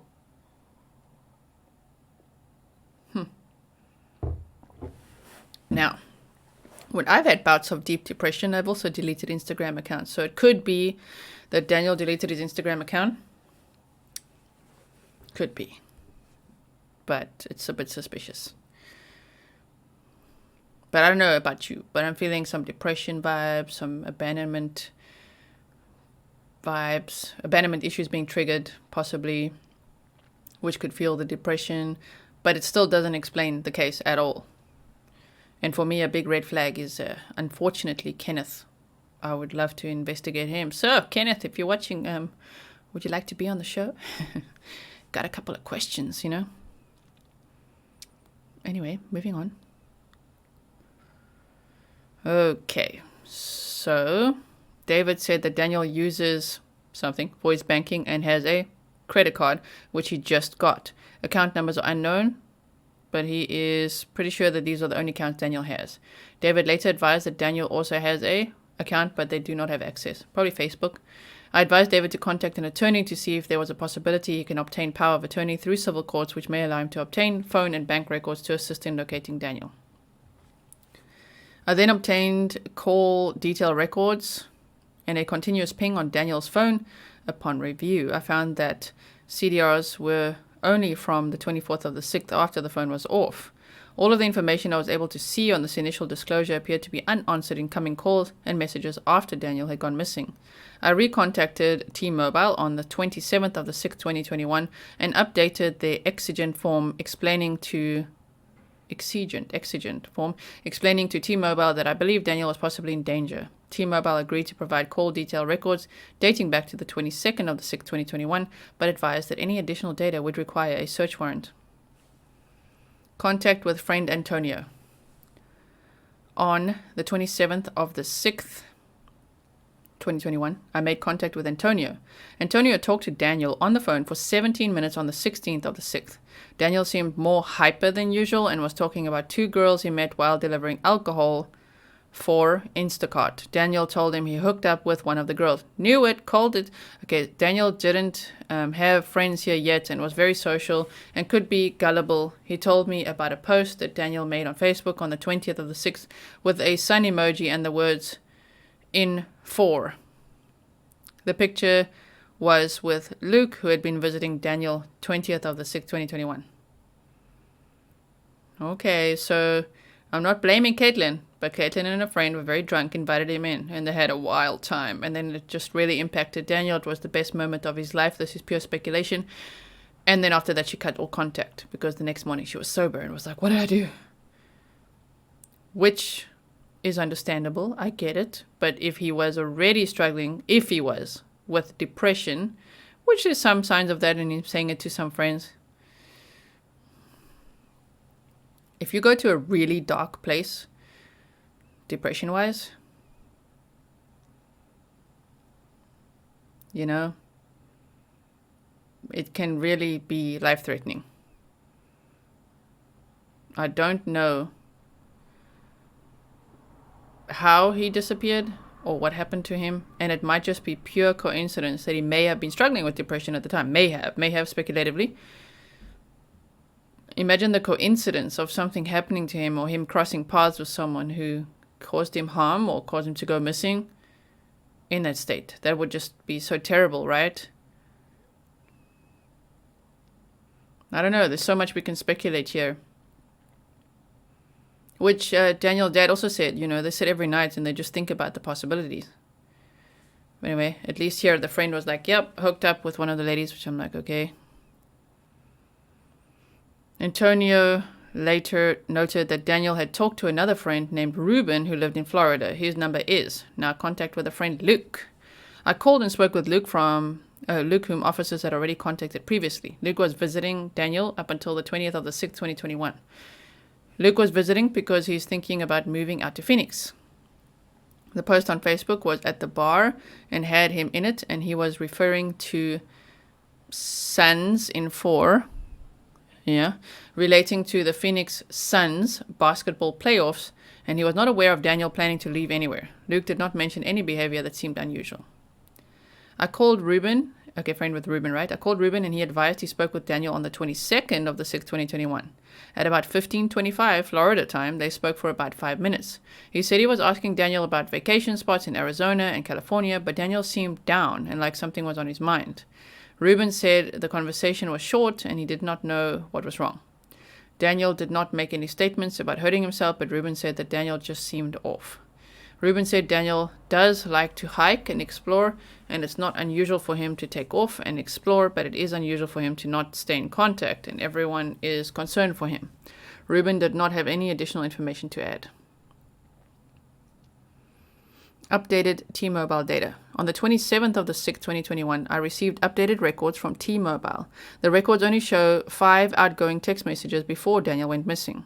The records only show that a message was sent, but do not reveal the content of the message or call. The last text was at 8:10 on the 23rd of the 6th to co-worker Kenneth, who was the last person to see Daniel.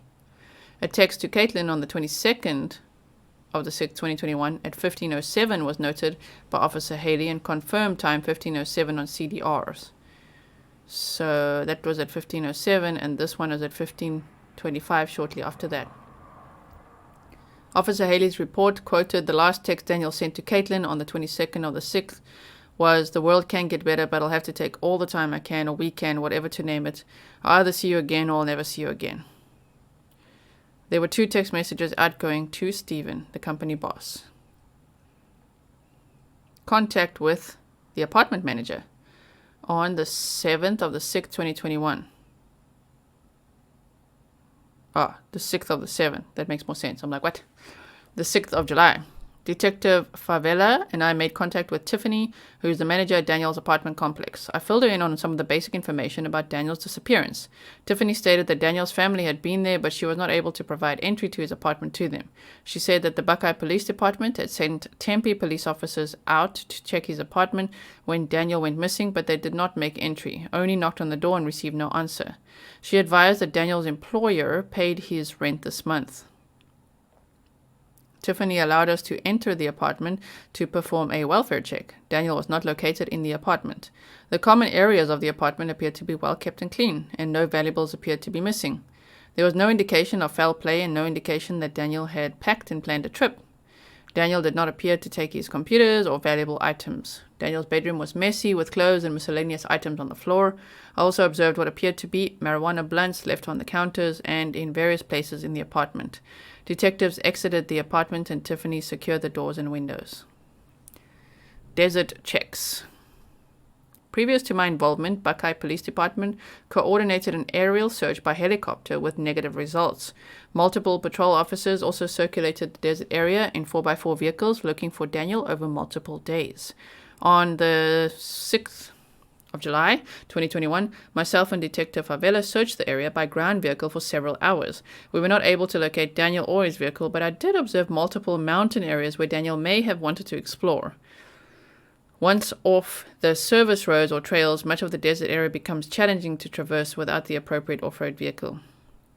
On the 7th of the 7th, 2021, I placed several flyers along the gated entrances to the desert area along Sun Valley Parkway where Daniel was last seen, in hopes that workers, landowners, and those entering the area for other purposes may be aware of Daniel and his vehicle. I then went to Buckeye Airport and placed flyers with maps of Daniel's last known location in the pilot's lounge so that those flying in the area can be on the lookout as well. In the pilot's lounge. Okay. Pilots barely see the passengers. You know, pilots are quite dissociated from the passengers, even though I was a pilot for 9 years. Even though it's like, ladies and gentlemen, we have, the whole pilot voice thing. But kind of close the doors and just don't even look at the passengers. So to put it in the pilot's lounge makes no sense. If it was a business class lounge or just in the airport, I'd understand. But like putting it in the pilot's lounge so that those flying in the area can be on the lookout. Okay, I contacted Michael of Buckeye A&P Services along with a few other pilots in his presence, and advised them of search efforts and showed them the flyer and maps. I also emailed Michael a copy of the flyer and a map to circulate to other pilots in the area. Okay, local pilots. Cool. To have a look for the car or for signs of Daniel. Civil Air Patrol search and rescue efforts. On the 7th of the 7th, 2021, I reached out to the Civil Air Patrol commander for the unit based out of Glendale Airport. I was aware that CAP may assist with search and rescue efforts. My email was forwarded to Major Dallas Lane of the U.S. Air Force Auxiliary, or CAP. Major Lane is the Arizona Wing Search and Rescue Officer. I was able to speak with Major Lane on the phone, and he advised that he was getting things working with the Air Force, and they would assist us in the search for Daniel. Major Lane advised that since Daniel had a vehicle and last known location, there was a good possibility that they would be able to locate Daniel if he was in their area. Major Lane advised that they would use their trained CAP volunteers on the ground and in the air for the search and would require a Buckeye Police Department representative to accompany them. Major Lane said that he would work on getting a mission plan, but it may take a day or two to prepare. On the 9th of the 7th, 2021 at 5:45 hours, I met with Daniel's father David out at Sun Valley Parkway and Cactus Road. The search and rescue group from Civil Air Patrol was en route, and their first aircraft was set to leave Deer Valley Airport at 600 hours. I advised David that he would not be able to accompany us for the search per Civil Air Patrol procedures. I also informed him that in the unfortunate event that this turned out into a criminal investigation, I needed to maintain the integrity of the search. David understood and stayed near the roadway during a portion of the search operation. That's horrible. The search operation ran from 600 hours until about 1200 hours. 2 aircraft completed 4 searches. A map of the area searched has been attached to this case. Major Lane met with his crew later that evening to review the data and decided to send another plane out on the 10th of the 7th, 2021 to follow up on some areas they wanted to search further. Major Lane advised that the aircraft flew for a few hours, checking several areas, but were not able to locate any signs of Daniel or his vehicle. And what about the other 6 people that remains were found in David's search with volunteers? It is important to note that the search boundaries are closely related to roads or trails, where if Daniel had reached these points, he could have gone in any direction. Major Lane advised that they would gladly assist with further searches if new information became available. Follow-up Circle K in Goodyear. Buckeye Police Department received a call from a citizen who saw the missing persons flyer. The citizen reported that she believed Daniel was working at the Circle, located at the southwest corner of Pebble Creek Parkway and W. McDowell Road on the 6th of July 2021. I made contact with a clerk who advised they had a male subject named Malachi, who was similar to Daniel but was working there. She said Malachi had been there a couple of months but didn't have a vehicle and didn't have his phone number or any other identifiable information. She advised he was missing an arm and he looked similar to Daniel. She also advised that Malachi would be at work after 10 a.m. on the 7th of the 7th, 2021. On that day, right at about 11:30 hours, I conducted follow-up at the Circle K. I observed Malachi working. Malachi did not resemble Daniel in the face and he was missing the opposite arm. I visually confirmed that this was not Daniel. I also did not see Daniel's vehicle in the parking lot. Oh, man. Follow-up at Valley Wise Behavioral Health. On the 9th of the 7th, 2021, while I was out of the search operation, dispatch received a call from an anonymous citizen who advised that she might have seen Daniel being brought into Valley Wise Behavioral Health. I made phone calls to the facility, but due to privacy laws was not able to get any information over the phone. Phoenix Police Department dispatched a patrol officer to the facility who advised that Daniel had not been a patient there. Detective Favela contacted Phoenix Police Officer Terry Laker, who is a community action officer in the area. Officer Laker, I hope I'm saying it right, conducted extensive follow-up with the facility and confirmed with absolute certainty that the subject was not Daniel, and Daniel had not been at the facility under his name or any other name. Okay. They're very, defensive, right? I then contacted City Officer Cosgrove and requested he assist with checking all of the local mental health facilities again. Officer Cosgrove worked with his contacts and determined that Daniel was not listed as a patient at any of the local mental health facilities.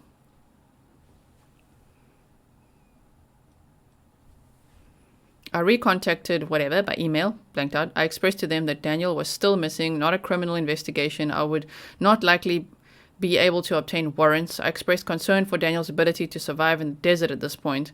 I also advised that Daniel's sister was the account holder and she would give consent to obtain any history data related to Daniel going missing. I received a phone call from the security team about an hour later. The rep advised that he got approval to run searches dating back to the 21st of the 6th, 2021. He advised that there was no location data. He explained that things like connecting to Wi-Fi could have caused him not to use cell towers if calls were made. And he further advised that text messages wouldn't always show location data based on the way data is routed through their network. He also advised that they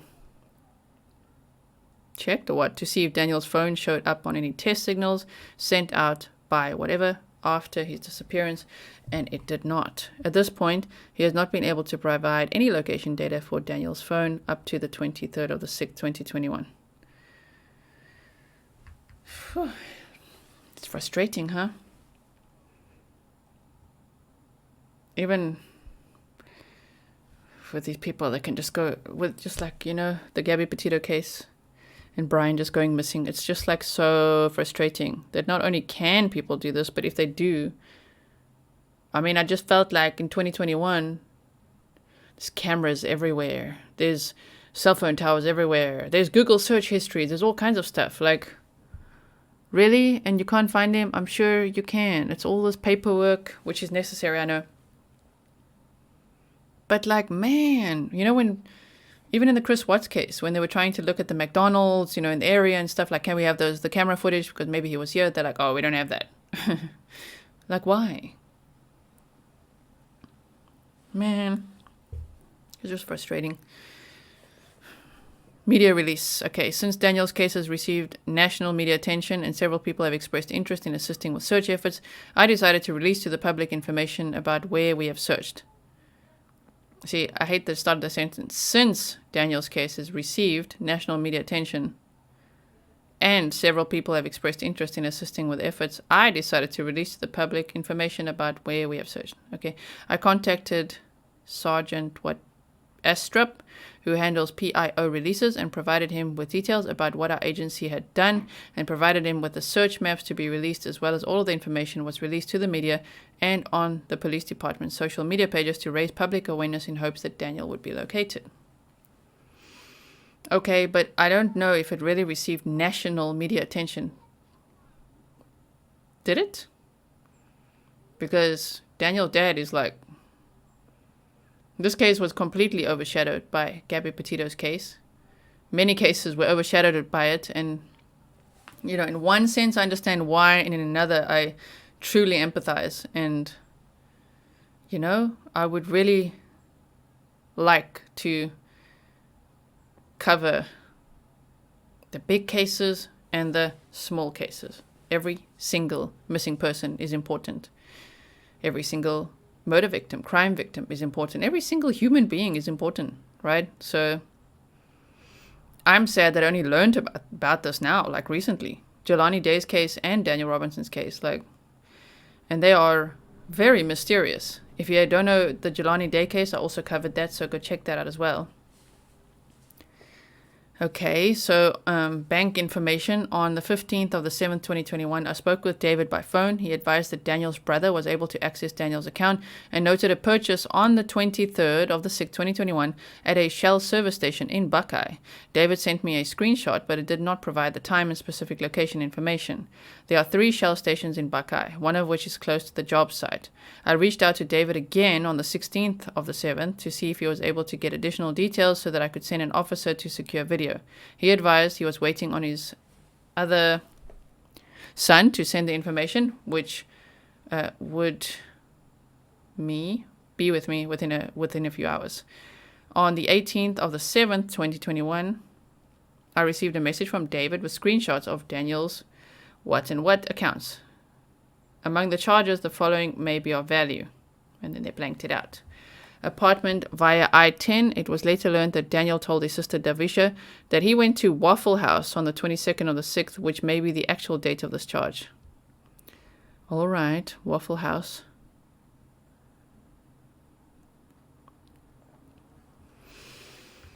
Whew, now I need water.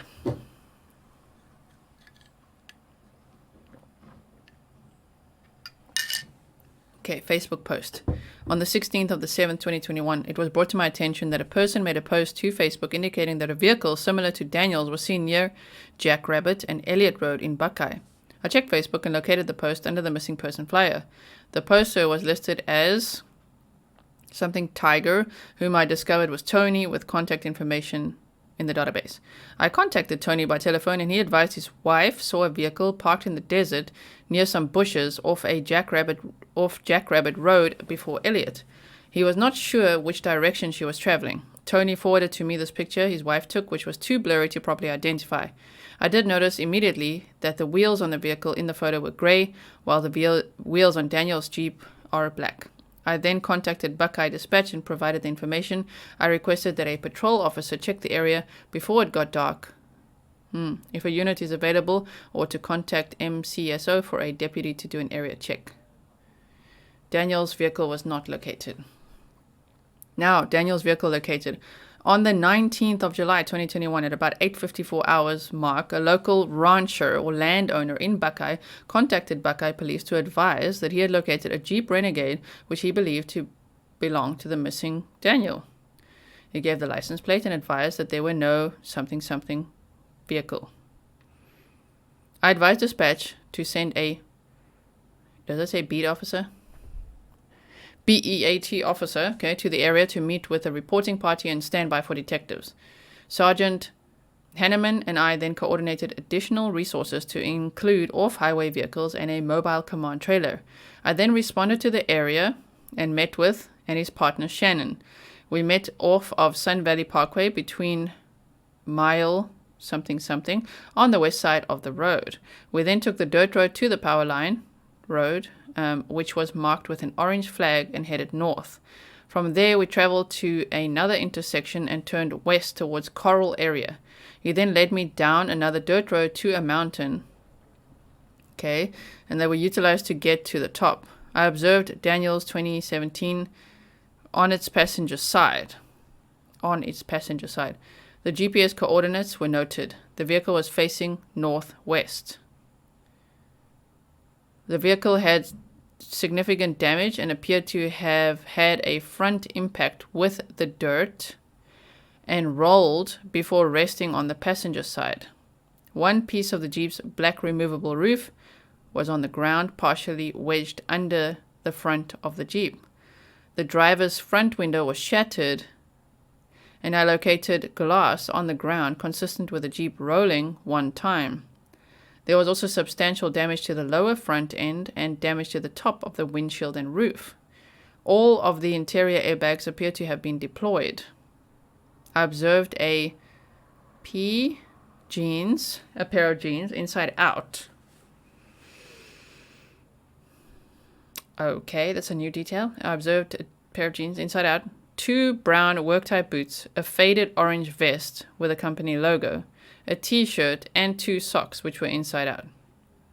I could see the outline of what appeared to be a wallet in the pocket of the jeans. I walked the same path to the vehicle, which whoever had walked, and did not observe any persons inside the vehicle.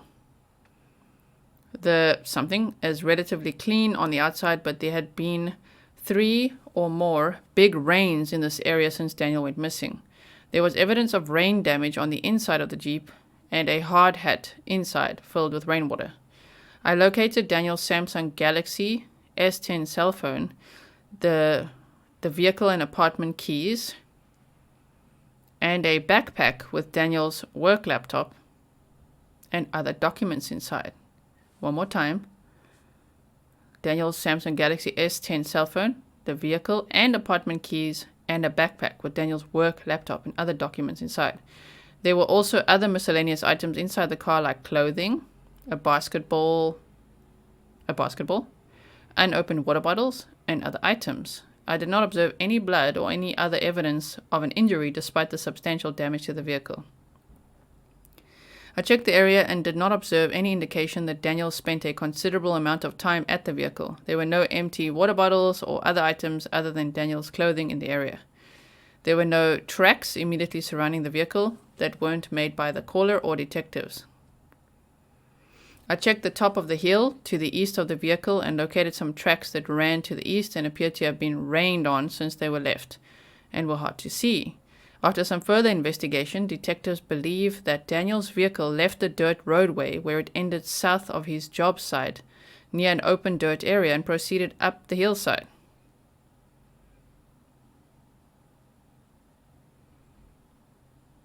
What? And it was hard to... After some further investigation, detectives believe that Daniel's vehicle left the dirt roadway where it ended south of his job site near an open dirt road area and proceeded up the hillside. It appeared that he drove over several bushes before ending up in the ravine. The vehicle was still in drive when it was found. The area was photographed and processed by BPD's crime scene manager, and those photos uploaded to evidence.com. Daniel's cell phone was dead, and I removed it and the keys along with his backpack from the vehicle. I then located his wallet with IDs and multiple debit and credit cards inside the jeans.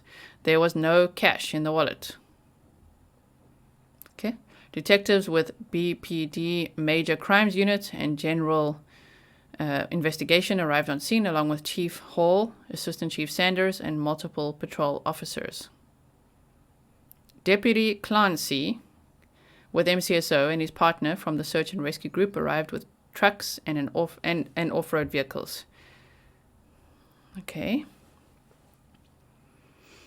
Chief Hall arranged for a radio channel to link the various agencies, and DPS Ranger helicopter was dispatched to conduct a low-altitude thorough search of the area.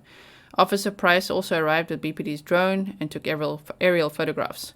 BPD and MCSO personnel were in the area approximately 16 hours and searched the area by foot and off-road vehicle. MCSO posse members arrived around 2000 hours with approximately 6 to 7 cadaver and tracking dogs and set up a 4-quadrant search for Daniel. The dogs and their handlers searched for approximately 5 hours with no results. It should be noted that detectives and other searchers encountered one mountain lion in the area, but did not find any evidence that indicated Daniel had been attacked or encountered the animal. Prior to nightfall, Daniel's clothing was collected from the ground, and his wallet, phone, backpack with laptop were also collected and taken to Buckeye Police Department for safekeeping. Easy Towing arrived with a 4x4 truck to recover the vehicle. The vehicle was then transported to Buckeye Police Department Property and Evidence Impound until Daniel's family could be notified. At Mr. Something's request, I arranged for a tarp to be placed on the vehicle to preserve continued exposure to rain and dirt. Contact with David. On the 20th of the 7th, 2021, I contacted David and advised him we had located Daniel's vehicle. He agreed to meet with me at Buckeye Police Department later that day for a full brief. Mr. Robinson arrived and we discussed the circumstances surrounding Daniel's vehicle, where it was located and the search effort. David was visibly upset by our findings, but thankful for our continued efforts to find Daniel. I advised David that I would like to look at the crash computer in Daniel's Jeep and Daniel's phone to see if either item would yield information about what happened and where Daniel may have gone. David agreed and wanted us to do whatever we need to do. I explained to David that there are many possibilities and we will continue to investigate and follow up on any leads or new information. I then took David to see Daniel's Jeep. Crash data. On the 21st of the 7th, 2021, Officer Price was able to download the crash data from the vehicle's black box. He advised me that Jeep did not record the date and time of the crash event, but said that the vehicle was going about 30 miles per hour at the time that the airbags deployed.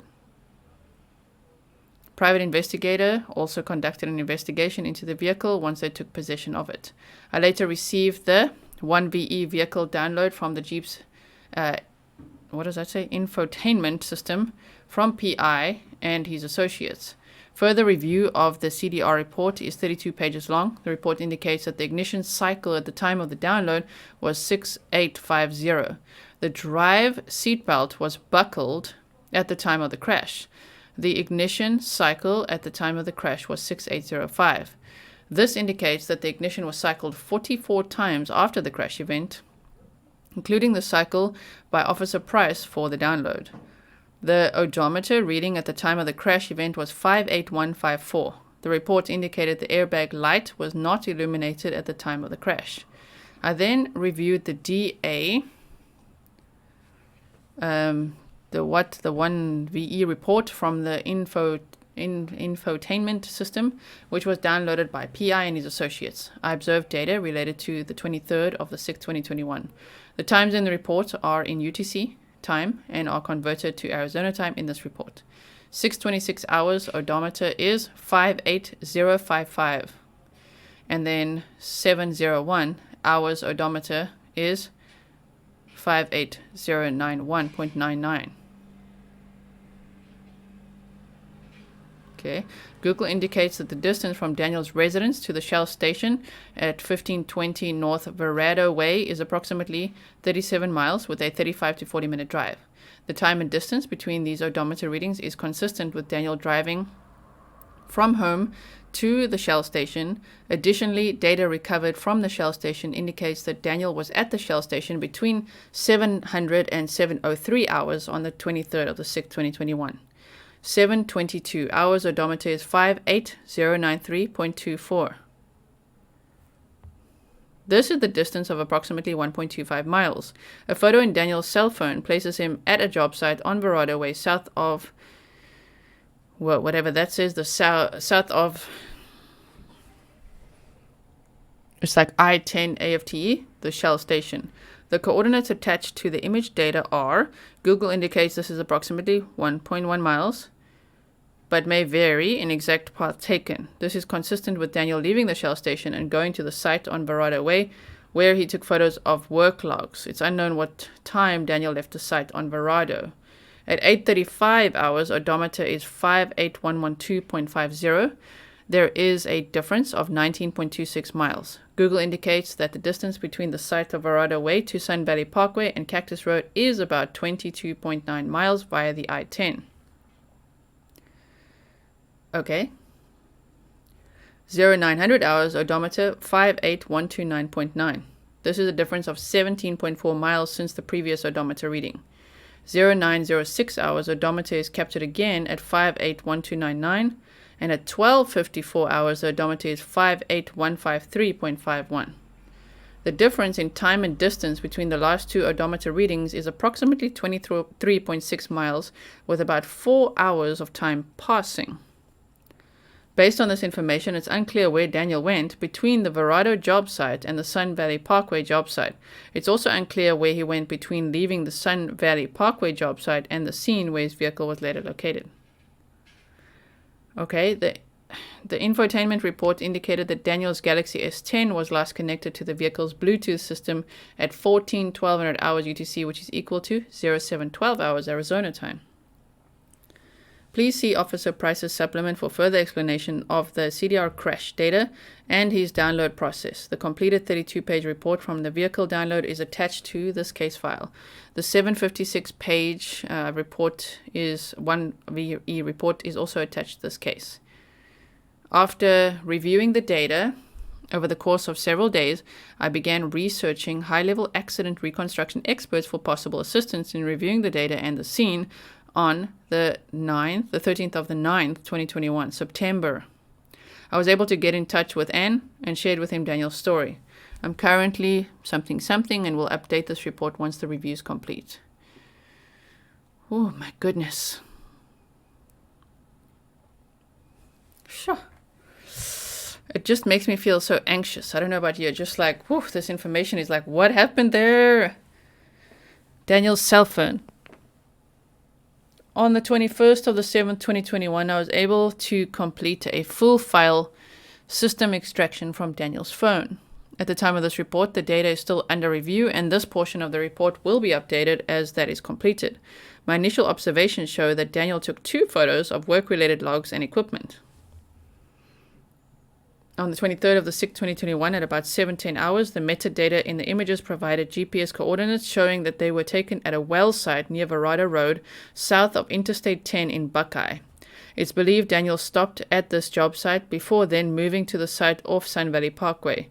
I located the conversation between Daniel and Katelyn in the trash folder and found it was consistent with the statement Katelyn gave to the police in Officer Haley's supplement. Daniel had been showing up at Katelyn's residence unannounced, and after discussing the issue, Katelyn politely asked Daniel to leave her alone. On the 22nd of the 6th, 2021, just after 3 p.m., Daniel tells Katelyn, the world can get better, but I'll have to take all the time I can, or we can, whatever to name it. I'll either see you again or never see you again. I also observed text conversations between Daniel and his sister Davisha from the 22nd, where Daniel tells her he has an emergency and then does not respond to Davisha's repeated calls and texts, which is consistent with Davisha's description of Daniel's behavior on the 22nd. Okay. Cell phone data is still under review, and this report will be updated when completed. Processing of the G for possible evidence. On the 22nd of the 7th, 2021, crime scene manager Prusik and Detective Sergeant Henneman conducted further investigation of Daniel's 2017 Jeep Renegade. The vehicle was dusted for fingerprints and swabbed for DNA evidence. During the initial processing of the vehicle at the scene and the secondary processing for evidence, there were no notes or other items in the vehicle indicative of where Daniel might be. Follow-up. Okay, as previously mentioned, Daniel's bank record indicated that a charge posted to his bank account in the amount of $17.88 on 24th of the 6th, 2021. The store was listed on...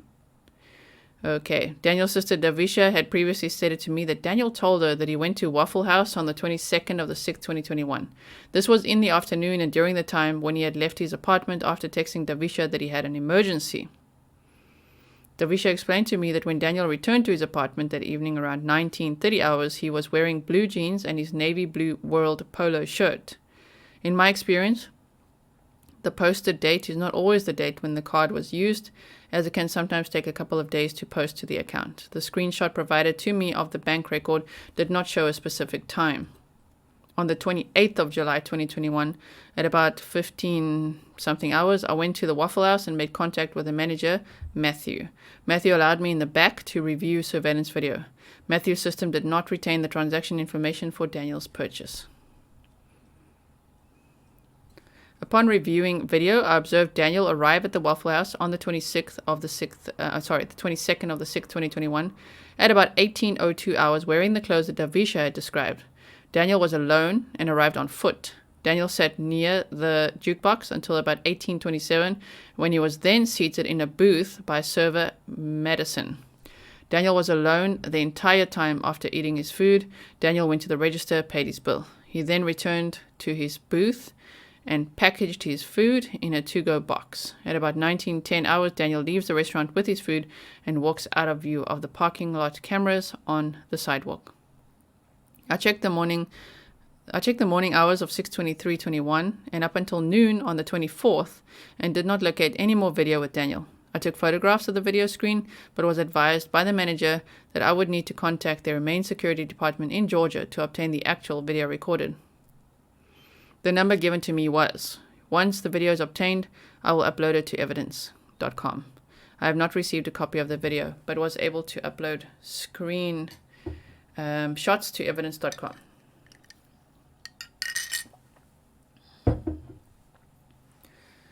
Interview with Madison. I then spoke with Madison. I explained to her who I was, that I was investigating a missing person. I showed her the flyer with Daniel's photograph, and she recognized him. I then showed her the surveillance video, and she remembered that day. I asked Madison to tell me what she remembered. Madison advised that she remembered Daniel was skittish, and when she tried to engage with him in conversation, he did not talk to her. I asked her if he was skittish, like a nervous guy talking to a girl, or something else. Madison could not explain it, but said that he just seemed out of it and off. Madison also advised that she had seen him in the restaurant on previous occasions. While she didn't know him, she was able to say that his demeanor on the 22nd was different. She did not have anything additional to add. Private Investigator Jeff. I was advised that David was the private investigator to assist with locating Daniel on. The PI came to Buckeye Police Department. I had been advised that he wanted to obtain a copy of the crash data, which we got from the Jeep, right? Downloaded from the Jeep.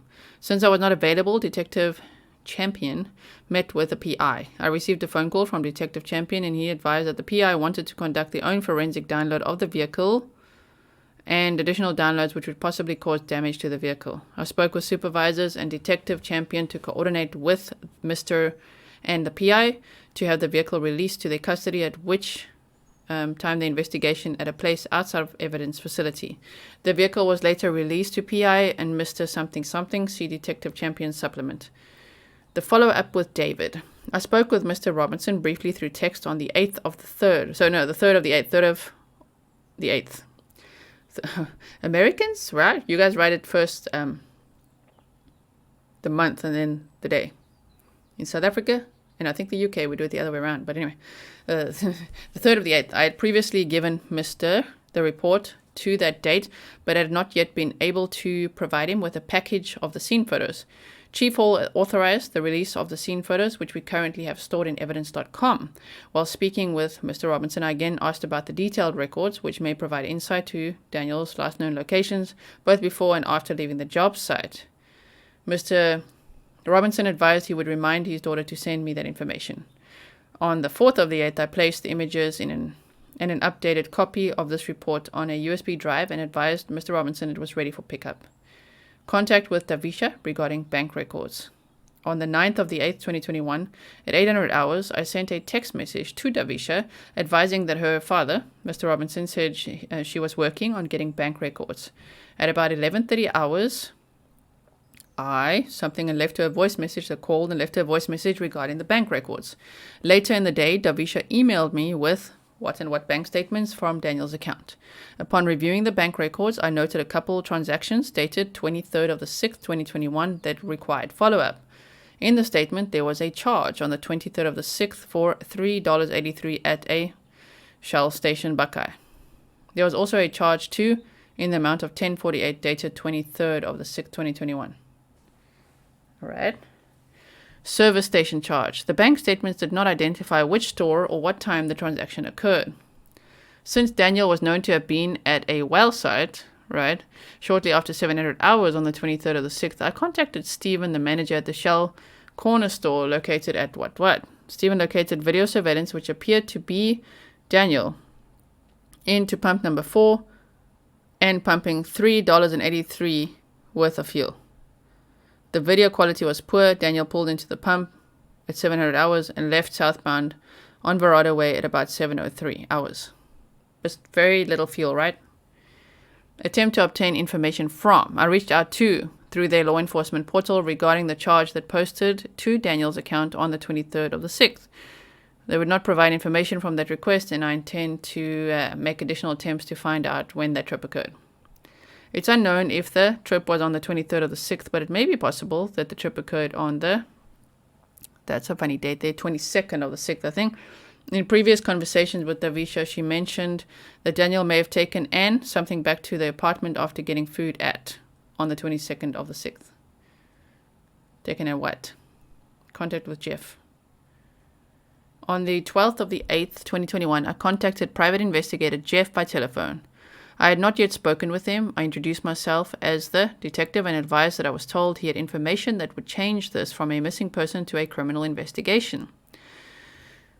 Excuse me? What? I had not yet spoken with him. I introduced myself and advised that I was told he had information that would change this from a missing person to a criminal investigation.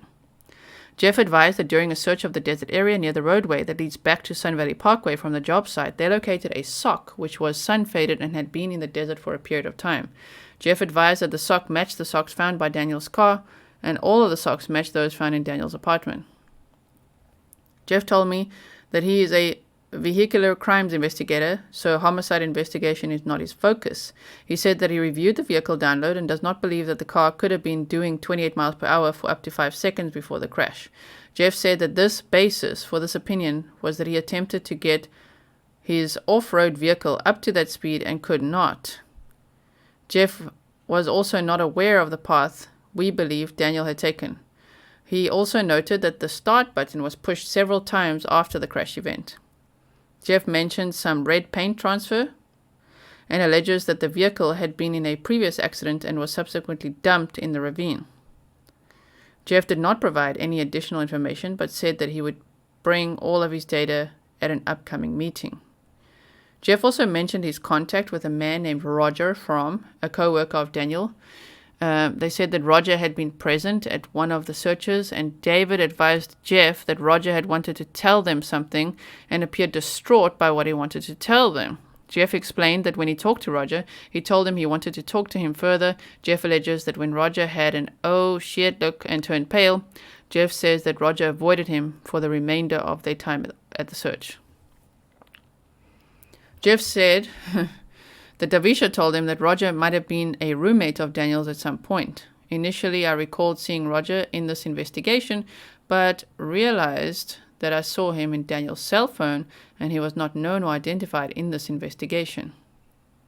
It should be noted that at no time did anyone from Daniel's family or group of friends mention anyone named Roger or that they knew about his behavior statements.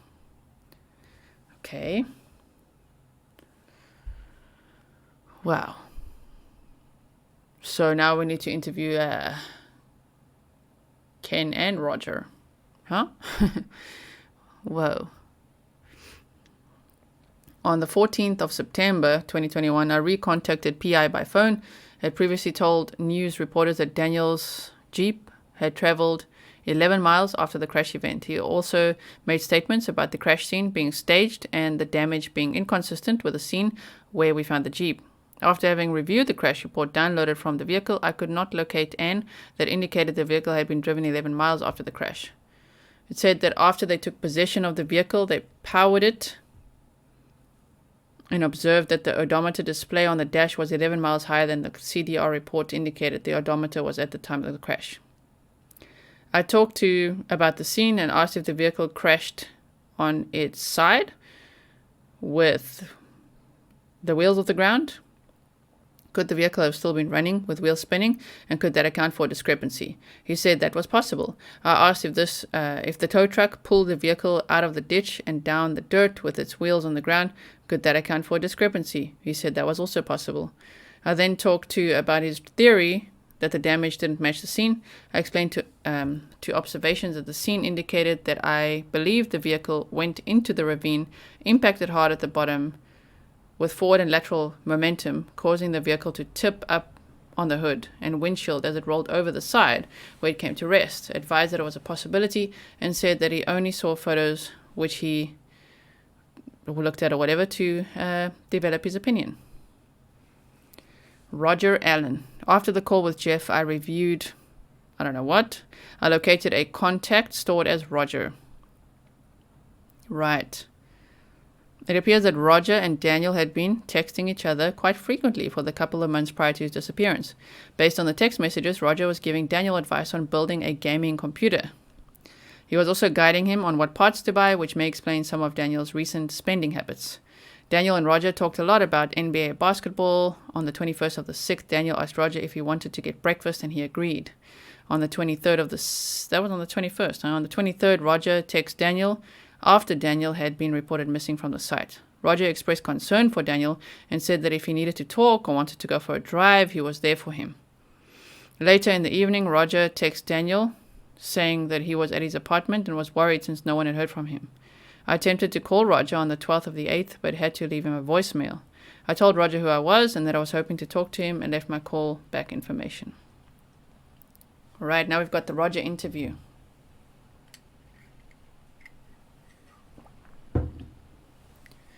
"19th of the 8th, 2021. I spoke with Roger by telephone. My conversation with Roger was audio recorded and will be uploaded to evidence.com. Roger explained that he met Daniel when he first moved to Phoenix and started at wherever. Daniel explained that he had been staying at a hostel and was saving up money to find a place.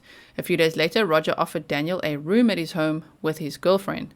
Daniel accepted and moved in with his few belongings. Daniel stayed with Roger for about a month, and he said they became friends and carpooled to work. After Daniel moved into his own apartment, they would meet up for beers and watch basketball. Roger explained that Daniel is a field person and he wouldn't see him in the office too often where Roger worked. Roger talked about having Davisha and Daniel at his place for Thanksgiving and some furniture items he had given each of them to help them get by. I talked to Roger about the content of some of their text messages and asked if he was helping him build a computer. Roger said yes and explained that he intended to help Daniel in person, but Daniel spent a lot of money buying computer parts recently, and he gave him instructions for how to set it all up. Roger talked about the month of June and explained that he was dealing with the passing of his father. Roger was out of state roughly from June 16th to June 20th, tending to his father's situation. Roger was choked up at times talking about his father and the suddenness of his illness. Roger came into the office on the 21st of the 6th, 2021, and sees Daniel at the office, which was unusual since he comes in so rarely. Roger said that Daniel looked very different and said that he had cut his hair off, which shocked him since Daniel wanted to grow his hair out. Roger said that when he talked to Daniel, his reaction to him was very dry. He asked Daniel if everything's okay, and he didn't have much to say, which was also unusual. Roger said something's up with Daniel, something's not right. I need to talk to him. Roger asked Daniel if he wanted to get breakfast, to which Daniel said no.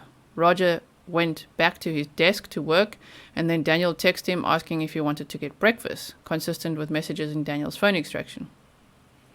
He said that he and Daniel took Roger's truck to get breakfast at Chick-fil-A.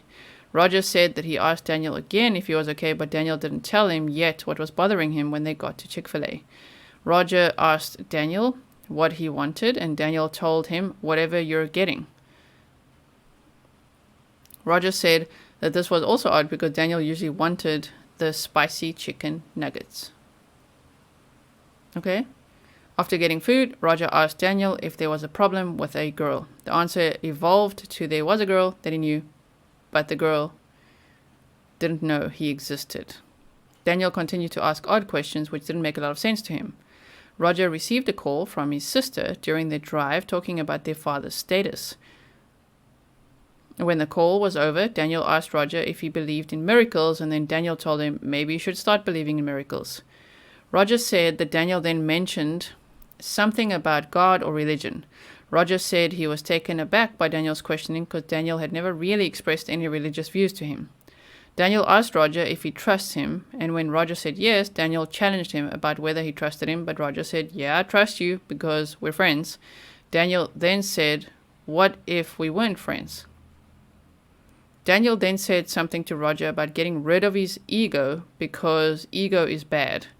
Roger told Daniel he saw him as confident but not egotistical. Daniel then said, well, I have to get rid of my story. Roger was confused by this since Daniel was proud of who he was and where he came from. The conversation ended and they went back to work. Roger said that when they were back at the office, he saw Daniel walk by wearing his Miami Heat hat, which Daniel loved. Daniel told him he should probably get rid of it, and Roger told him that was silly and to keep it. A short time later, Daniel left the office carrying a box and did not say bye to Roger. When Roger comes into the office on the 22nd of the 6th, Daniel is there again, and Daniel asked Roger to go to breakfast. They left the office in Daniel's Jeep, and he described the dirt and tools in there that had to be moved to the back. Roger said they drove around, and Daniel acknowledged that there was a girl, but didn't give up much info. Daniel asked Roger, what if there was a girl you liked, but you couldn't have? Roger gave Daniel advice that if he wanted to ask a girl out, go for it. Daniel then talked more about the ego and similar questions to the day before. Roger explained that Daniel didn't really give up what was bothering him. He said that it seemed like Daniel thought he had to completely change himself to be with whoever this girl was. When they went back into the office, Daniel stayed for about 15 minutes and left without talking to Roger anymore. Roger transitions to dealing with his father's passing, and he struggles with that. On Wednesday, the 23rd of the 6th, 2021, Roger overhears a comment in the office about Daniel having left the job site. Roger said sometimes field guys will leave to run to the store or go to the bathroom, or sometimes the sites are remote, so it could be an hour or more for them to return. Because of this, Roger wasn't concerned. A little after lunch, he was talking to a boss who explained that Daniel went to the first job site and then the second site and hasn't been seen since he left there. Roger asked if anyone had called Daniel and then offered to go by his apartment. Roger said he went to Daniel's apartment and saw his car wasn't there and the door was locked. Roger said he then told the boss that he knew where Davisha lived and he may be over there. Roger went to Davisha's house. Daniel was not there. Davisha's boyfriend, Renee, Davisha's boyfriend, does that say Renee? And it seemed like Daniel had the same odd conversation with Davisha, and Renee. Roger told the boss to get a hold of Daniel's emergency contact because Davisha didn't know where he was either. Roger left sometime later and checked Daniel's apartment again with no change. Roger said he also checked Daniel's apartment on the morning of the 24th and saw no change. I talked to Roger about Daniel's apartment. The way I observed the apartment seemed to be normal for Daniel. Roger was aware that Daniel smoked marijuana, but was not aware of any other drugs or medications. The complete audio recorded interview was uploaded to evidence.com. Investigation is ongoing and this report will be continuously updated. Damn.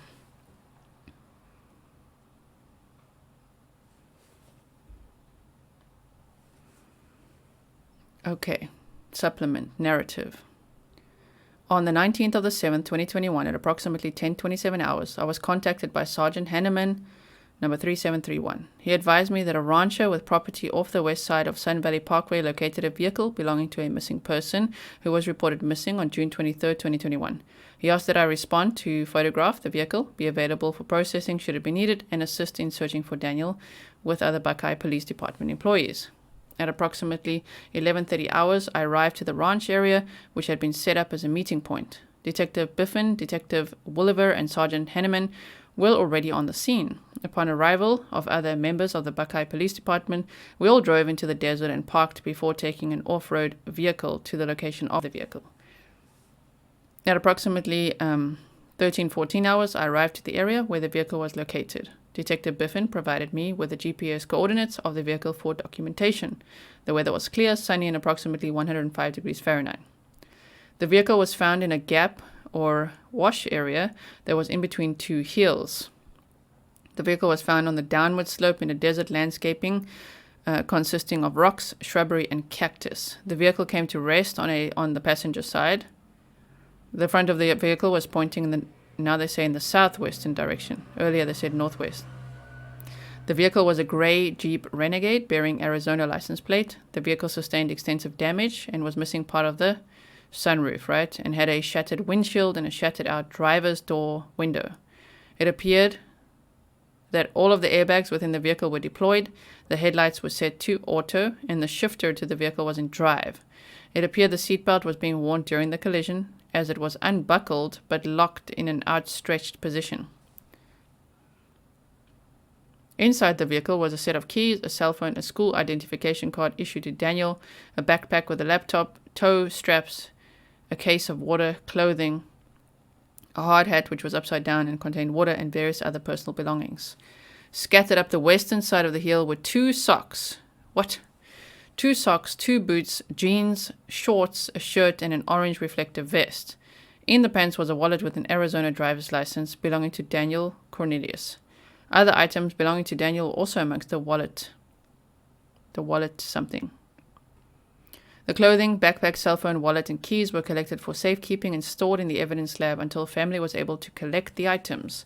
The surrounding area of the vehicle was searched both on foot and with off-road vehicles. Daniel was not located at the time. I left the scene at approximately 1800 hours. Photographs were taken, uploaded to evidence.com. This concluded my involvement in the matter. Here's more supplements. On the 22nd of the 7th, 2021, I responded to the tow yard located on the south side of Property and Evidence Building. Using clean techniques, multiple areas within the vehicle was swabbed for touch DNA. The swabs collected were then impounded at Property Evidence. Okay, so we saw this earlier. Wet-dry swab from the inside handle of the driver's side door, the steering wheel, the gear shifter, the push-start button, the rear-view mirror of the vehicle, and the driver's seat belt. Medline sterile swabs from lot number 90554789 were used for touch DNA collection. The swabs were slightly moistened with a distilled water ampule. See uploaded vehicle processing sheet for additional information. This concluded my involvement in this matter.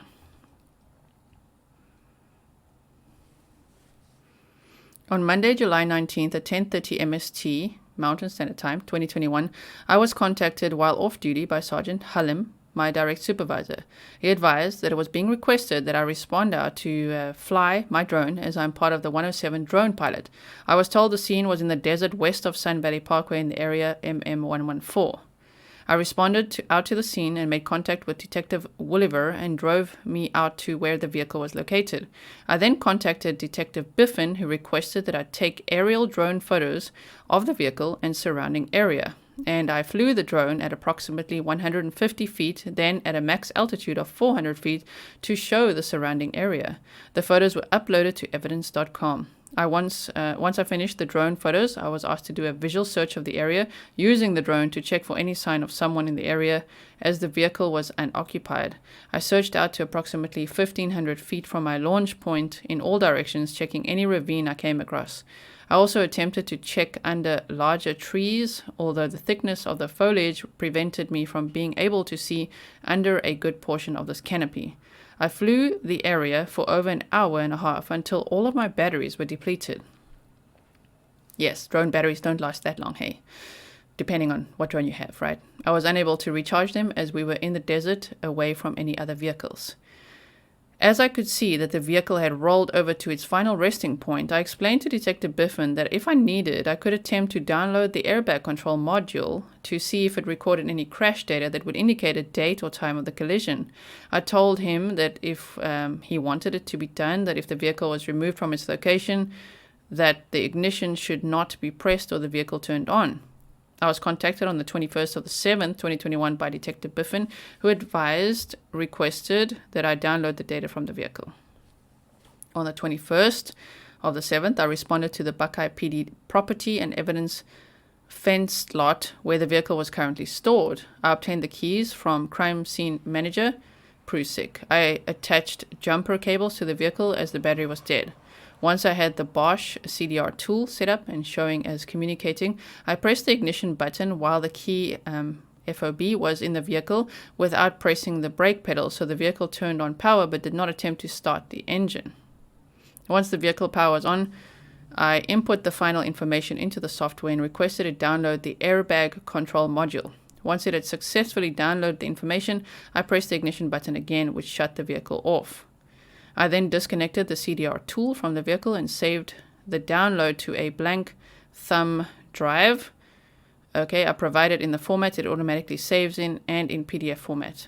I also printed out the PDF version to provide Detective Biffin. Both the thumb drive and printout were turned over to Detective Biffin. It was also requested that I review the data downloaded from the vehicle. A review of the data did not show anything that would indicate a date and time of the crash incident. The report also indicated that the driver's seat belt was buckled. The vehicle was not configured at the time of the event to detect front passengers, but did indicate that the front passenger seat belt was not buckled. Looking at the pre-crash data, from what the report indicated, was the most recent event. It showed that in the 5 seconds prior to the event, the vehicle was going at a maximum of 33 miles per hour at 0.8 seconds prior to the crash. The data showed that for the 5 seconds pre-crash, the throttle fluctuated from at max 784 to as low as 224. It showed that the brakes were never applied, and the last documented speed at 0.1 seconds pre-crash was 30 miles per hour. Please see the attached data for the complete report details. No further action. Okay, we're almost there. We are almost there. Supplement: discovery of a human skull. On July 31st, 2021, a human skull was located near a wash south of where Daniel Robinson's vehicle was recovered. Based on the weathering of the skull, it appears the skull had been exposed to the sun and elements much longer than the time Daniel was reported missing. The Maricopa County Medical Examiner's Office took possession of the skull and will attempt to make an identification. Daniel's information and report number were provided to the medical examiner, along with another missing person's information and report number. The other missing person has been missing since 2010. For further details, please refer to the recovery report, Buckeye Police. Medical examiner ruled out for skull to be Daniel. On August the 3rd, 2021, at approximately 900 hours, I spoke with Senior Death Investigator C. Eggers of the Office of the Maricopa County Medical Examiner. She confirmed that the skull that was recovered on July 31st, 2021 is not that of Daniel Robinson. On August the 3rd, 2021, at approximately 20 hours, Detective K. Rourke, number 3052, I met with employees of the private investigations firm on behalf of Detective Al Biffin at number 426 at Apache Road. Okay, I was directed to turn over a PDF printout of a crash data recorder report. Chief Investigative Officer Jeff and Director Bob Investigations were with who advised that he was helping coordinate the desert search, and the other subcontracted engineers and a female wearing a were present.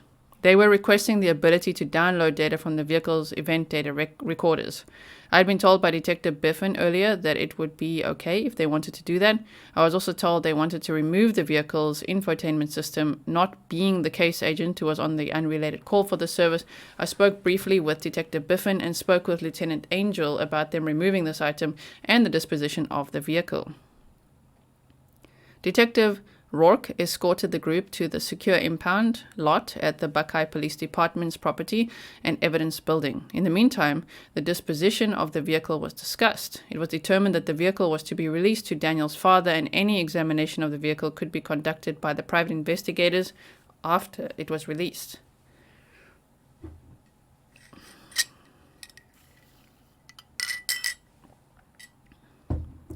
I drove to the secure lot and advised the private investigative team change of plans. Arrangements were made for Daniel's father and Roger to come out to Buckeye to take possession or give permission to release the vehicle.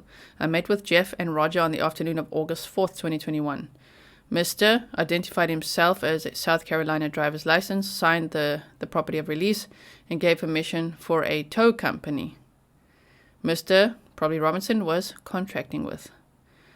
They advised that the company that he was contracting with would not be able to respond until the following day. Mr. Grath passed off my number to the company, and arrangements were made for a morning pickup. On August the 4th, 2021, at approximately 9:55 hours, Edward arrived at the Buckeye Police Department property and evidence and removed the vehicle. There were 5 digital audio recordings of the contacts with the investigators and next of kin on August 3rd, 2021. The first 3 with a digital audio recorder, and the 2 later were with the Axon capture application on my city-issued phone. All recordings were uploaded to evidence.com for preservation. This concluded my involvement at this time. 49 of 54, my goodness. Okay, so we've got CO commercial vehicle plates, expires the 31st of the 12th, 2022. Arizona, vehicle year 2019, Dodge white truck. And then we've got this Buckeye Police Department one, Mercedes-Benz, 4-door sedan. Okay. Right.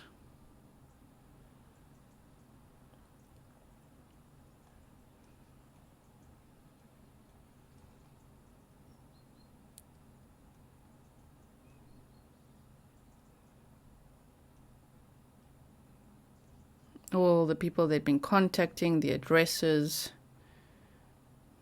witnesses, witness reports in their cars. And that's the end of the police report.